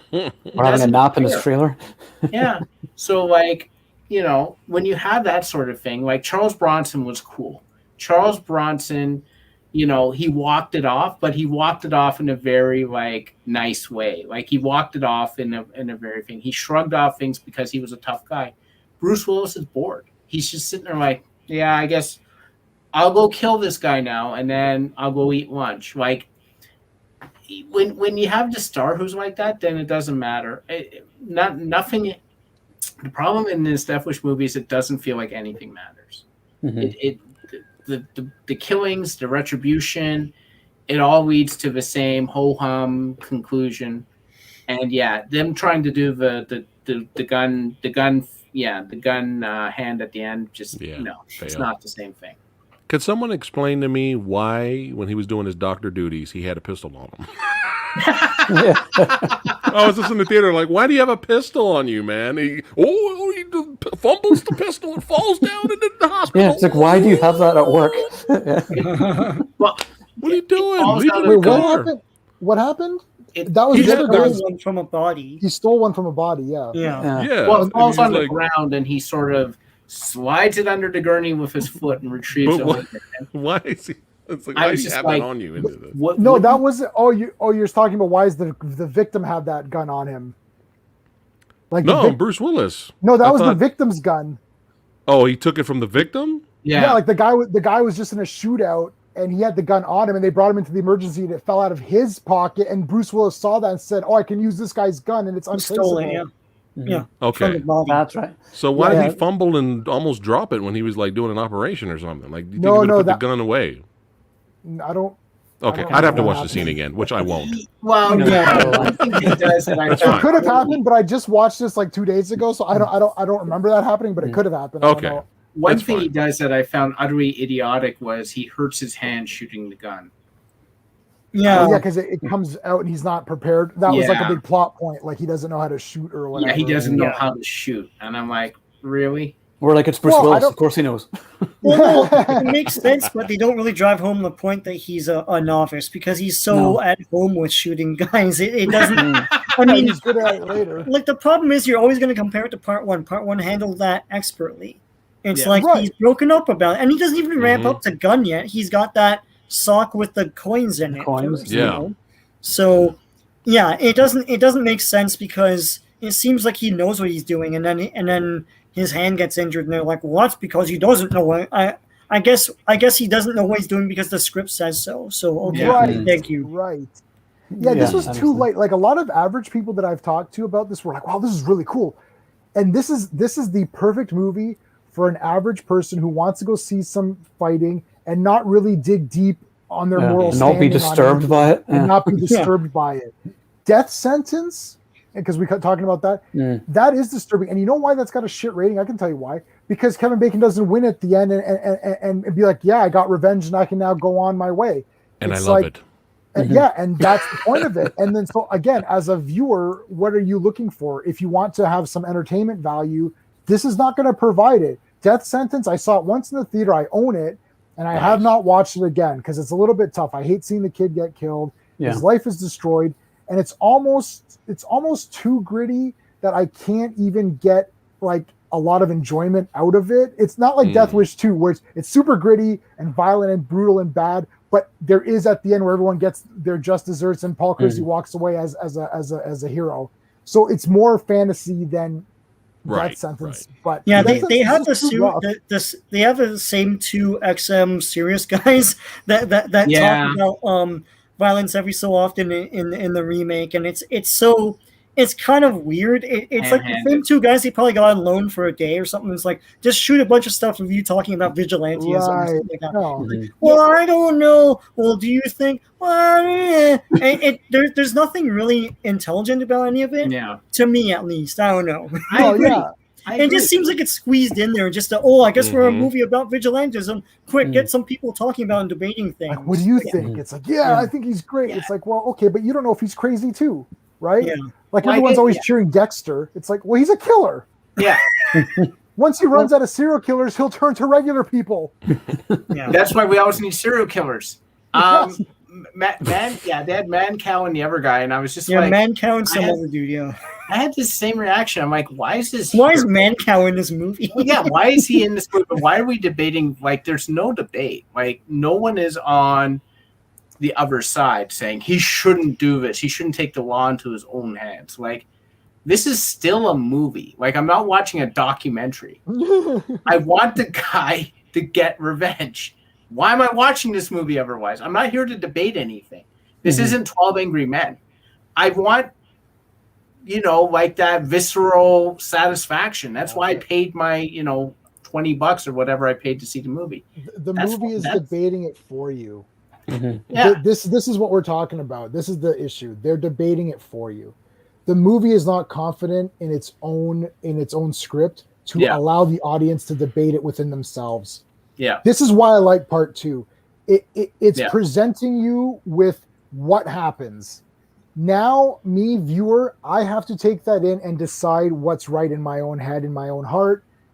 Do I agree with this person? Whatever. This new movie is laying it on the screen and debating it for you. Oh, yes, he should do it because he's killing the bad guys. No, he should. Yeah, thanks, movie. I can think about this myself. I'm not that much of an idiot.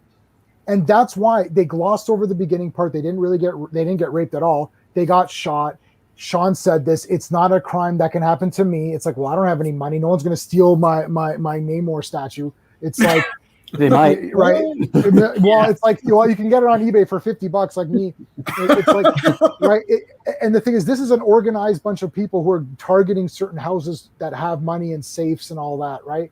It's like, so again, it's not a random act of violence that could happen to me going to the grocery store and dropping my driver's license, right? So the movie is giving you all this stuff it's serving you all this stuff. It's like, see, enjoy. It's like, yeah, okay, sure, thanks. And then you watch it, you're like, yeah, that was okay. Like, it's not garbage. Like, we're not beating the crap out of this movie. On its own, it's fine, but just comparing it to the original, it's like, no. Yeah. It's just generic. Yeah. Like, it's not cool enough to be a Death Wish 3 and 4, and it's not thought-provoking and gritty enough to be a Death Wish 1 and 2. So, Right. like, I either want, this is what I want, Death Wish 3 or Death Wish 2. Yeah. If you're giving me in between, then I don't like it, because Mostly you're either 3. like Death Sentence is Death Wish 2, and then like what's like another one, like Punisher is Death Wish 3, right? Like, give me 3 or 2. That's what I want. Those are the two best ones. 4 is like 3, 1 is like 2. Could you imagine how awesome a Punisher movie would be if we all wrote it? If we all sat down together. Yes. How fucked up it would be and disturbing and everything else. It'd be like heads and vices and stuff like that. Yeah, And I was like, yeah, this is what I want to see amazing. Frank Castle doing. And I was like, yeah, I want to just see him fucking people up. No lollipops. Or popsicles. I'm like, Sean and I in the theater were like, it's a popsicle. I know, like, what the fuck? What Fire is hydrant. happening? That happened in the hydrant comic was book, double man. bag. That happened in the comic Yeah. book. He carries around a fire hydrant, spare fire hydrants to place as though people are going to get tickets and towed or whatever. Like, So stupid. like, I parked illegally for 1 year at this place, and I never got a ticket, or I got towed at the literally one time, and I'm like, oh, it's like, Well, Frank seriously. Castle's looking for you then. I know. That's it. All right, It there's a ton sucks of because comments here. I like Thomas Jane. It I sucks. know. It's just, I was just like, man, it'd be nice to see the Punisher punish somebody. I know. Like, I thought they sort of got the tone better in Dirty Laundry, that little short film. Yes. They did. That was cool. Yes. And I was like, right, bring him back for a movie like this. And then they never did. So I didn't really mind the remake. It wasn't great, but I had a fun time. Yeah, it's disposable. I still have not seen the remake. Yeah, you're not missing out. Frank Grillo would have been great. He would have. That automobile scene was pretty graphic. The theater winced when I was watching it. Yeah, that was the only scene where you're like, ooh. The reviews weren't kind to it at all. A lot of politics. Yeah, I remember that. Everyone's complaining. He's taking the line to his own hands. Like, oh, shut up. They crap their pants if they watch part 2. They would literally shit themselves. Oh, God. There's like a whole series of these movies. Did you miss that? They did. Yeah. See, I agree. One is a modern Bruce Willis movie. It was decent. I'm going to be if you're a fan of action. Yeah, exactly. So, my God, there's almost like too many comments for me to keep up with here. Yeah, I didn't hate it. I liked it more than my buddy I watched it with. I gave it 6 out of 3 stars. Yeah, that's what I gave it. Death Sentence was awesome. Such a hidden gem. Woo! Yeah. Yes. I heard Cage's Mandy was a brutal. Yeah, that. Mandy was good. I enjoyed Mandy a lot, but it's not for everyone. It's kind of weird. Everyone. Yeah, because there's a lot of people who are like, "What?"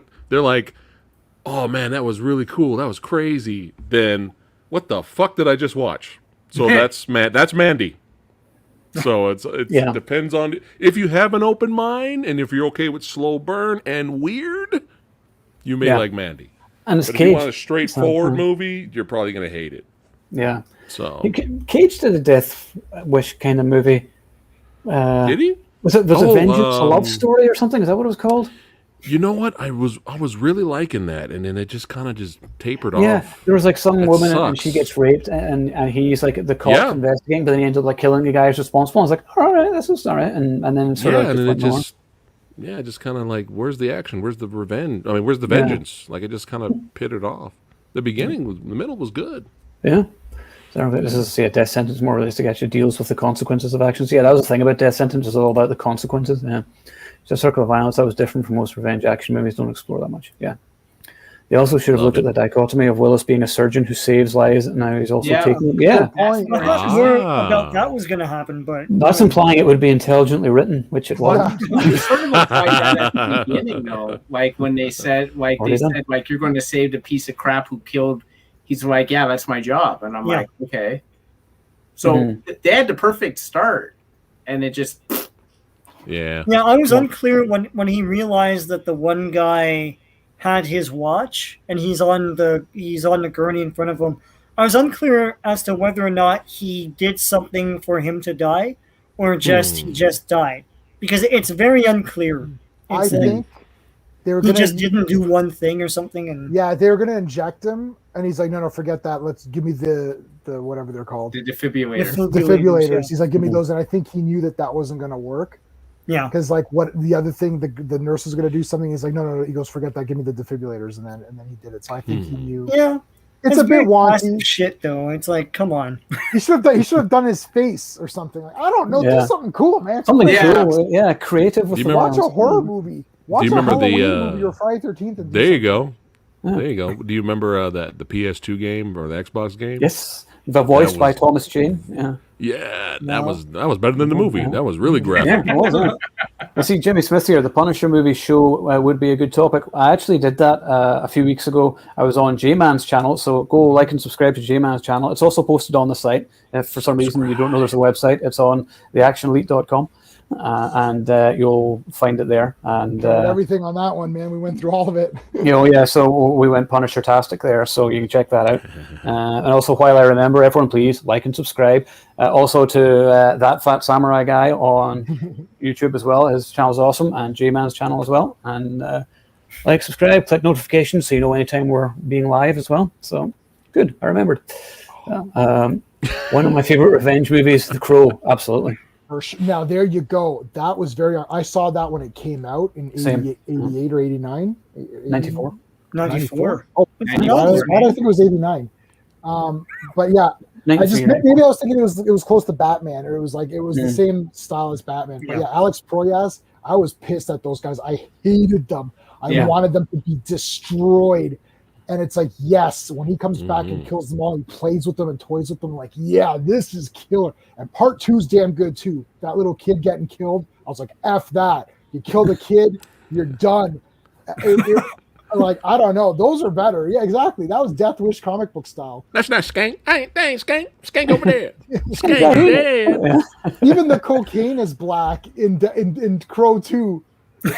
Like Crow 2 Fire is it so up. dark that the cocaine is black powder. It's like that special. They're like, we can't use white. We got to use dark black. Cocaine. I still can't get over the fact that Crow 2 is yellow. The entire movie. Yeah, the whole movie Yeah, is yellow. it's It's yellow. tinted in yellow. It's so Ever. great. It's so scummy and dirty. People couldn't handle that one.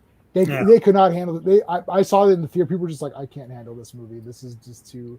It's so depressing. It's like so evil. It's just so. And then he doesn't even really win in the end, kind of. And he's like, pain is my power. You're just like, oh man, buddy, like go back to your son. And don't apologize, Jimmy. All the comments are great. Curve, Iggy Pop was fantastic. Yeah. Yeah. Yes, Vigilante with Fred Williamson. Yeah, great score. Yeah. Love the music as well. That's an awesome I've got movie. that right over here. Yeah. That's a great One of my favorite movies. And Fred Williamson, you can't go wrong with him. I mean, he's just so cool. Nobody smokes a cigar like Fred Williamson. He rolled. They're from his own. He has his own plantation or something. Yeah. I don't know. And those are his personal cigars that he makes for himself. Legend. Wow. See, that's in a documentary on one of the Black Cobra movies, I think it was. Yeah. He was a nice guy. I met him. I had to take a quick photo with him. Yeah. That's great. He was just chilling. He was at his booth just eating. Like, he didn't give a fuck. Like, he was just He doesn't eating, care just about hanging out. anything. Yeah, And then I went over there. I was like, sign the Dust Till Dawn photo. Is he the guy that does the pose in Through the Hard Way, J-Man? Where like he busts through a window, does a roll, and ends like this with his gun like that. And when that happened, J-Man jumped out of his seat and went, Through the Hard Way is like one of the best movies ever, man. That is a good movie. Yeah. So, No One Lives. Has anybody seen that with No. Luke? Yes. What's that guy called? Luke Evans. I like Luke that Evans. one. Yeah, Luke Evans. Yeah, that movie. Oh, J-Man, you'll love it. It's kind of a horror movie. It's just, with a twist. yeah, these bad guys kidnap this couple, but it ends up that the couple are actually serial killers. Oh my god! And they turn the tables on them. And at one point, Luke actually wears a guy's skin as a disguise. That's great. It is epic. Yeah, Crazy. Very underrated. Oh, Luke Evans, I found out. I'm Luke getting that tonight. yes, that's a J-Man movie right there. Oh my god! I think you will absolutely approve. What else did I watch recently? Was Savage Streets. Do you remember that? Yeah, Oh, that's so much fun. movie. That's so much fun, man. Linda Blair. Bath Oh, scene, that's so much fun. which is just totally gratuitous, and there's no reason for it to be in it, but it's awesome. Hey, There's two reasons for it to be in it. it had great cinematography. Yeah, I want the director's cut. Cinematography. And the post is great too. It's like literally, it's like you're like, all right. Yeah, sure, why not? But it's just so awesome because like it takes a while for things to happen, and then in like the final half hour, she gets like a crossbow and goes after the guys, and you're just like, oh hell yeah! No, that's girl power right there. I love that. That's awesome. Have you seen Switchblade Sisters? I've got that one too. Switchblade Check Sisters. that I one haven't out. seen That one's a I good haven't one. seen it so long, but I own it. I own that one. That's a good one, yeah. That's not the same as Switchblade Romance, is it? No, I don't think No, so. this is like grindhouse, dirty, and girl gangs and stuff. Yeah. So just yeah, good. that's me. That's Yeah, good. see, I love the stuff as great as possible. I actually just watched. I'd never seen it before. For shame, was Class of 1984. That was epic. I'm actually just about to post a piece on that next week. Nice. But I think it was filmed here in Toronto, wasn't it? Because yes, it was, because I looked into it because it looked like it was filmed in Port Credit, and I was like, "There's me." It was Part 2 is cool too. Class of 1984. Class of 1999. Is that 1999? Yeah, that was And fun. then, Yeah, that was fun. I don't remember. Yeah, I don't remember the year. Yeah, I liked all of them. There's like 3 of them. Yeah, definitely. Oh, yeah, so- there was a third one. I forgot about I it. didn't see the third one. I Spit in Your Grave. Yeah. Yeah. What other cool revenge ones are there? I mean, someone's actually said on Twitter earlier, says revenge movies are kind of boring. And I'm like, no, they're not. What kind of pussy says that? No man says that. Let's get revenge. Yeah, I'll get revenge on you. Do you have Really, any man? emotion? You should like revenge movies. Come on. So maybe something needs to happen. I'm trying to think. I'm trying to think Just of some others rewatched too. Nemesis with Olivia Groom. Nemesis is That's a I good love one. Nemesis. Yes. Yeah. Yeah. That's a good You get to see Thomas cyberpunk. Jane's ass in it. Yes. I forgot he was in it. Did anyone watch part 5? I have that. I just got part 5 not too long ago. I never No, I watched. remember you the saying first that. one. Yeah. I've only seen the I have first 2, one. 3, and 4 in a Blu-ray set, but I haven't watched them yet. Oh dear. Oh Part dear. 4 is like one of the worst movies ever made. Is it worst in terms of awesomeness, though? Is it still great? No, No, it's No. not awesome. it's Great. not awesome. No. Great. It's It's bad. not.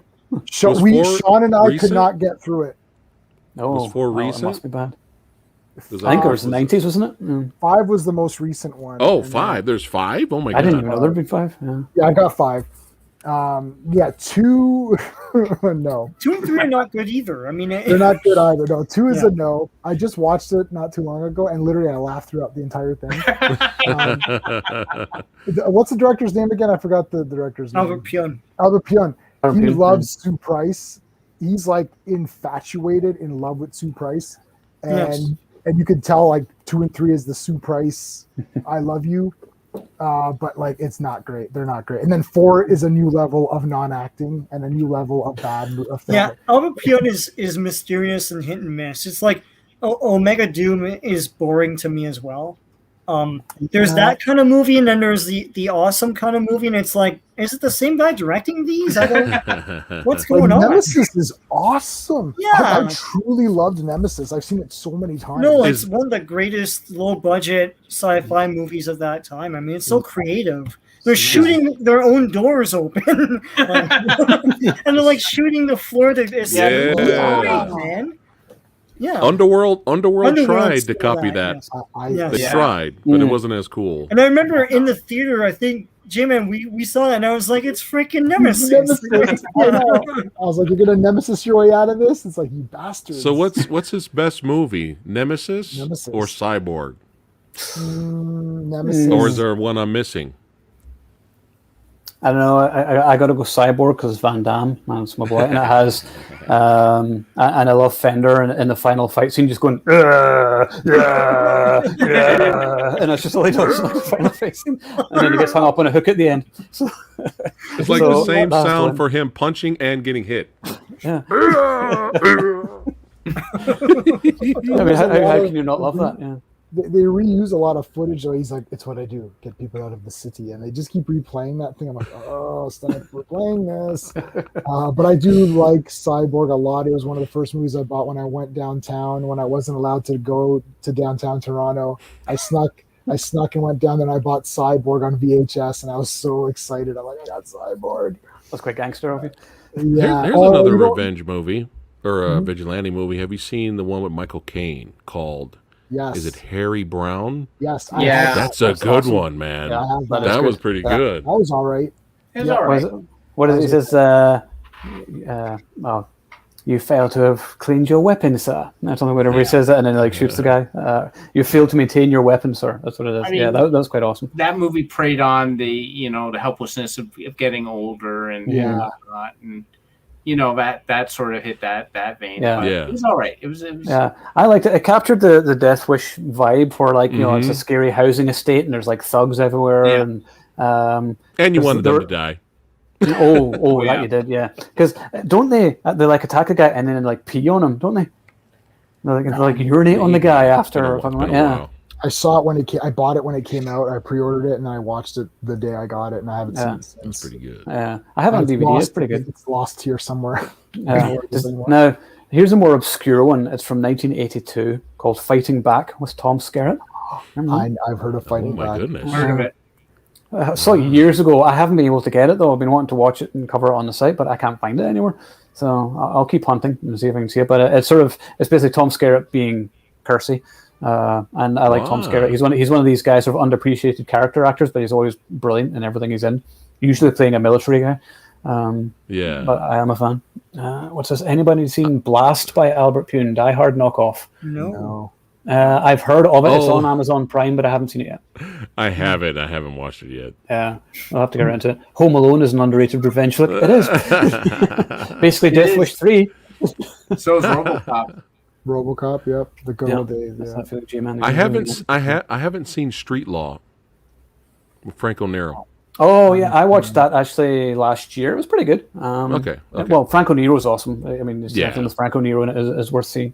That was Vigilante, right? With Revenge, right? Kind of? Yeah. Okay, Yeah. cool.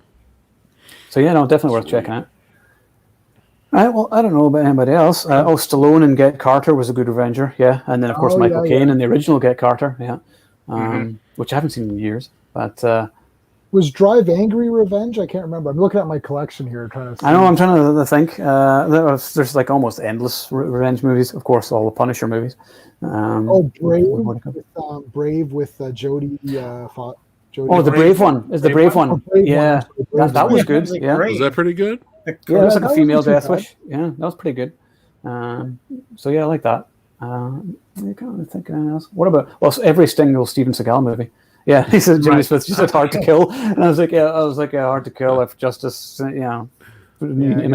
Hard for justice. Hard for Under Siege, Ground Deadly, or whatever.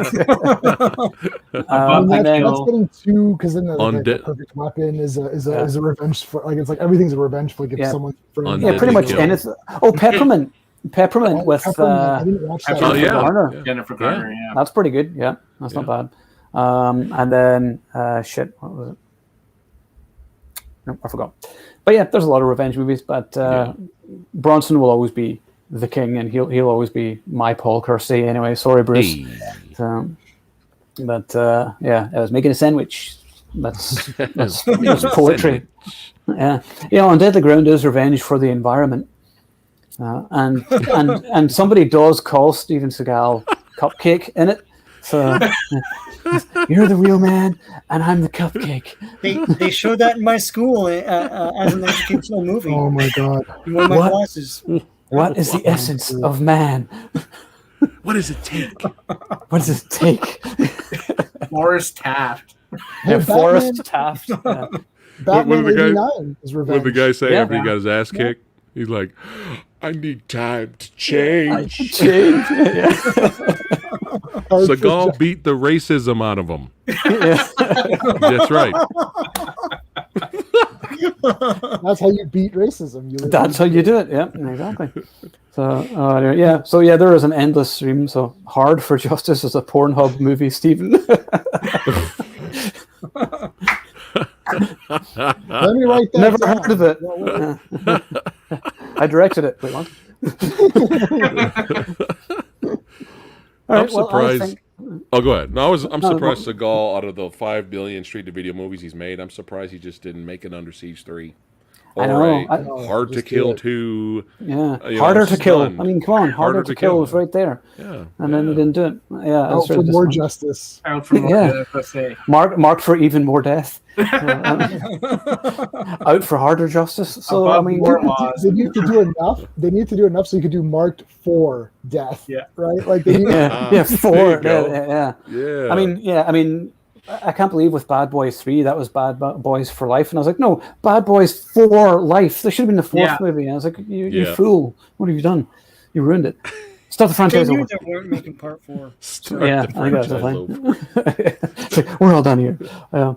So, I think that's it for us, guys. Am I right? Anybody else have anything else you want to say? No? All right. So subscribe to all these badasses. Yeah, like and subscribe to all these guys. Don't worry about me. Just subscribe to all these guys. These guys rock. You know what I'm saying? Kick ass, take names. That's right. Representing channels, representing action films, representing badassity. Action Elite, son. Subscribe. Couldn't have said it better myself. Yeah, exactly what he said. And join us next week. And I think it's the Rambo retrospective next week, isn't it? Ooh, I'll try to make it if I can. Yeah. I don't know what day it's going to be. It's either going to be, I don't know, if I'm invited or Friday. I'm just of course, inviting you're always myself. invited back. You're always invited back. So, so we're going to do Rambo, and then we're going to do Expendables. So, the good thing is, you're coming to my channel for Halloween on Saturday. Yes. Next Saturday? The Saturday coming, not this Saturday, the 17th or whatever. Yeah. Oh, Jimmy, you're in Canada. Whereabouts are you? So I see Jimmy Smith is based in Canada. We're all in Canada. Where are you, Samurai? Are you in LA? Hello? It's frozen? Oh, no. No. See, Samurai, where are you? Oh, Cali. You're in California. Cali? Yep. California. Okay. California. All right. Anyway, I'm going to All peace out. So thanks everybody for joining us. And I thought this was going to be a 10-hour stream. What happened? 10 hours. oh, Jimmy's in the Toronto area too. Hey, Wow. Jimmy, we're in Mississauga on Port Credit. So, all right. This was fun, man. Thanks again for inviting me. Hey, thanks for joining us, man. Really appreciate you coming along. So take care, everybody, and have a good night. Yeah, that's what I'm talking about.